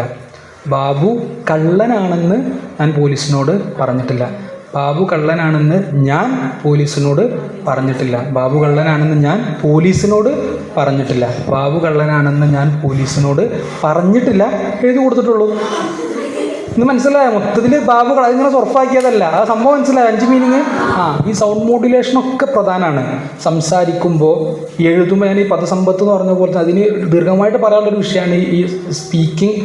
നമ്മളിപ്പോൾ അത് സ്പീക്കിംഗ് ട്രെയിനിങ്ങോ കൊടുക്കുമ്പോൾ അത് സൗണ്ട് മോഡുലേഷനൊക്കെ ഭയങ്കരമായിട്ട് ട്രെയിനിങ് ചെയ്യിപ്പിക്കുന്ന ഒരു സംഭവമാണ്. അപ്പോൾ ഇങ്ങനെ കുറേ സംഭവങ്ങൾ എഴുത്തിലും വായനയിലും ഉണ്ട്. അപ്പം ഞാൻ നേരത്തെ തുടക്കത്തിൽ പറഞ്ഞതുപോലെ ഈ സംവാദാത്മകത പ്രധാനമാണെന്ന് പറഞ്ഞു, അതിൻ്റെ കുറേ ഉദാഹരണങ്ങൾ പറഞ്ഞു. അവരുടെ മനോജ് കൂടി പഠിക്കുമ്പോഴേ സംവാദാത്മകത നിലനിർത്താൻ പറ്റുള്ളൂ എന്ന് പറഞ്ഞു. പ്രസംഗം, എൻകൗണ്ടർ, ഡിബേറ്റ് പോലത്തെ കാര്യങ്ങൾ എങ്ങനെ സമ്പന്നമാക്കാമെന്ന് പറഞ്ഞു. നിങ്ങളുടെ എഴുത്ത്, അതേപോലെ പ്രഭാഷണങ്ങൾ വായനയുടെ തുടർച്ചയിൽ ക്ലിയർ ആവുമെന്ന് പറഞ്ഞു. അപ്പോൾ ഇനി ഈ സെഷൻ നമ്മൾ വൈൻഡപ്പ് ചെയ്യുകയാണെങ്കിൽ ഈ പോകുന്ന കുട്ടികൾക്ക് എന്തെങ്കിലും ചോദിക്കാണ്ടെങ്കിൽ വളരെ പെട്ടെന്ന് ഒരു 5 മിനിറ്റ് കൊണ്ടൊക്കെ പറഞ്ഞിട്ട് ഈ സെഷൻ വൈൻഡപ്പ് ചെയ്യുക. എല്ലാവരും ഒന്ന് പുറത്ത് പോയിട്ട് അടുത്ത ആരാണോ ടീം അവർ മാത്രം എവിടെയെന്ന് വെച്ചാൽ ഇരിക്കുക. അപ്പോൾ മൊത്തത്തിൽ ഇനിയിപ്പോൾ എല്ലാവരും ഉണ്ടാവില്ല. അപ്പോൾ ഞാൻ ഇതിൻ്റെ ഒരു കൺക്ലൂഷൻ എന്നുള്ള നിലക്ക് പറയാണ്. മൊത്തത്തിൽ വായിക്കണം എന്ന് പറഞ്ഞു, സജീവമായിട്ട് വായിക്കുക, നന്നായിട്ട് വാക്കുകളുടെ ഒരു പദസമ്പത്ത് മനസ്സിലുണ്ടാവുക, നല്ല ആശയങ്ങൾ സ്വീകരിച്ചിട്ട് നല്ല സമ്പന്നയായി മാറുക, കാഴ്ചപ്പാട് കൊണ്ടും ആലോചന കൊണ്ടും നല്ല സമ്പന്നയായിട്ട് മാറാം. അപ്പോൾ ഇത്രയാണ് പറയാനുള്ളത്. 1994 മലയാള മനോരമയിൽ വൈക്കം മുഹമ്മദ് ബഷീർ എൻ്റെ ചരമക്കുറിപ്പ് എന്ന പേരിലൊരു കുറിപ്പ് എഴുതുന്നുണ്ട്. അതിൽ വൈക്കം മുഹമ്മദ് ബഷീർ പറയുന്നത്, അണ്ടകടാഹമേ മാപ്പ്, എൻ്റെ സമയം കഴിഞ്ഞിരിക്കുന്നു. അണ്ടകടാഹമേ മാപ്പ്, എൻ്റെ സമയം കഴിഞ്ഞിരിക്കുന്നു.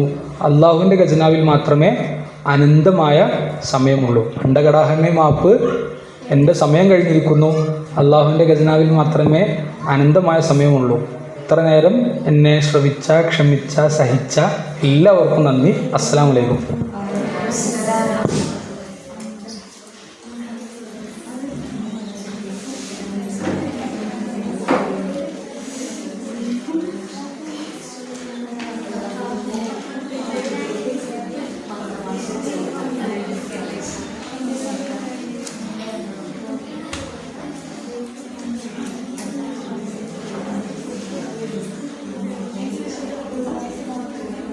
ആ ഫോൺ ടീമിനെ സംശയം ചോദിച്ചോളൂ, അല്ലെങ്കിൽ മൈൻഡപ്പ് ചെയ്യാം. അതേ സമയം പറയില്ലേ നിങ്ങൾ ക്ലാസ്സില്ലേ?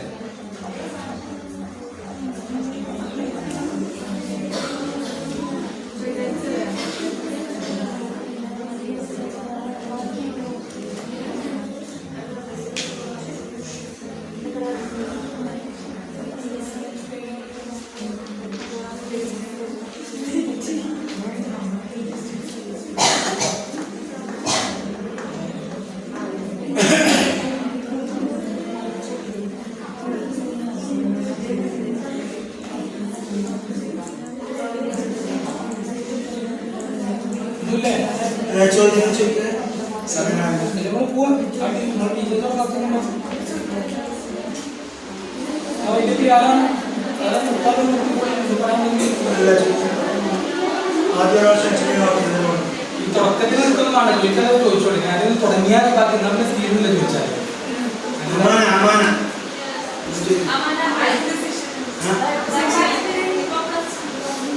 ചോദിക്കാറുണ്ടാവില്ലേ? ഇവിടെ എല്ലാവർക്കും ചോദിക്കണമെങ്കിൽ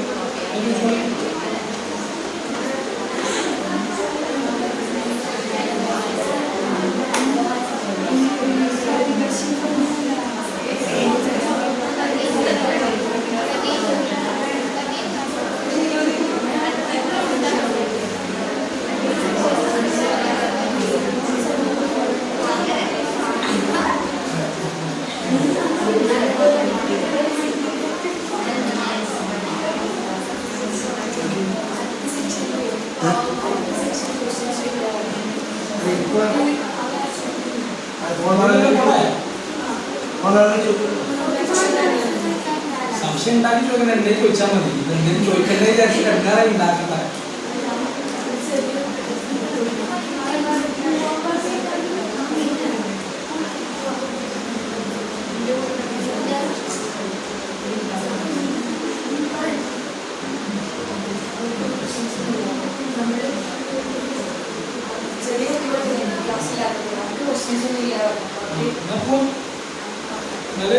അടുത്ത സമയം എപ്പോഴാണെന്ന് വെച്ചാൽ 10 ടീമിൽ നിന്ന് ഇരുന്നു കേട്ടോ. പ്രശ്നമില്ല.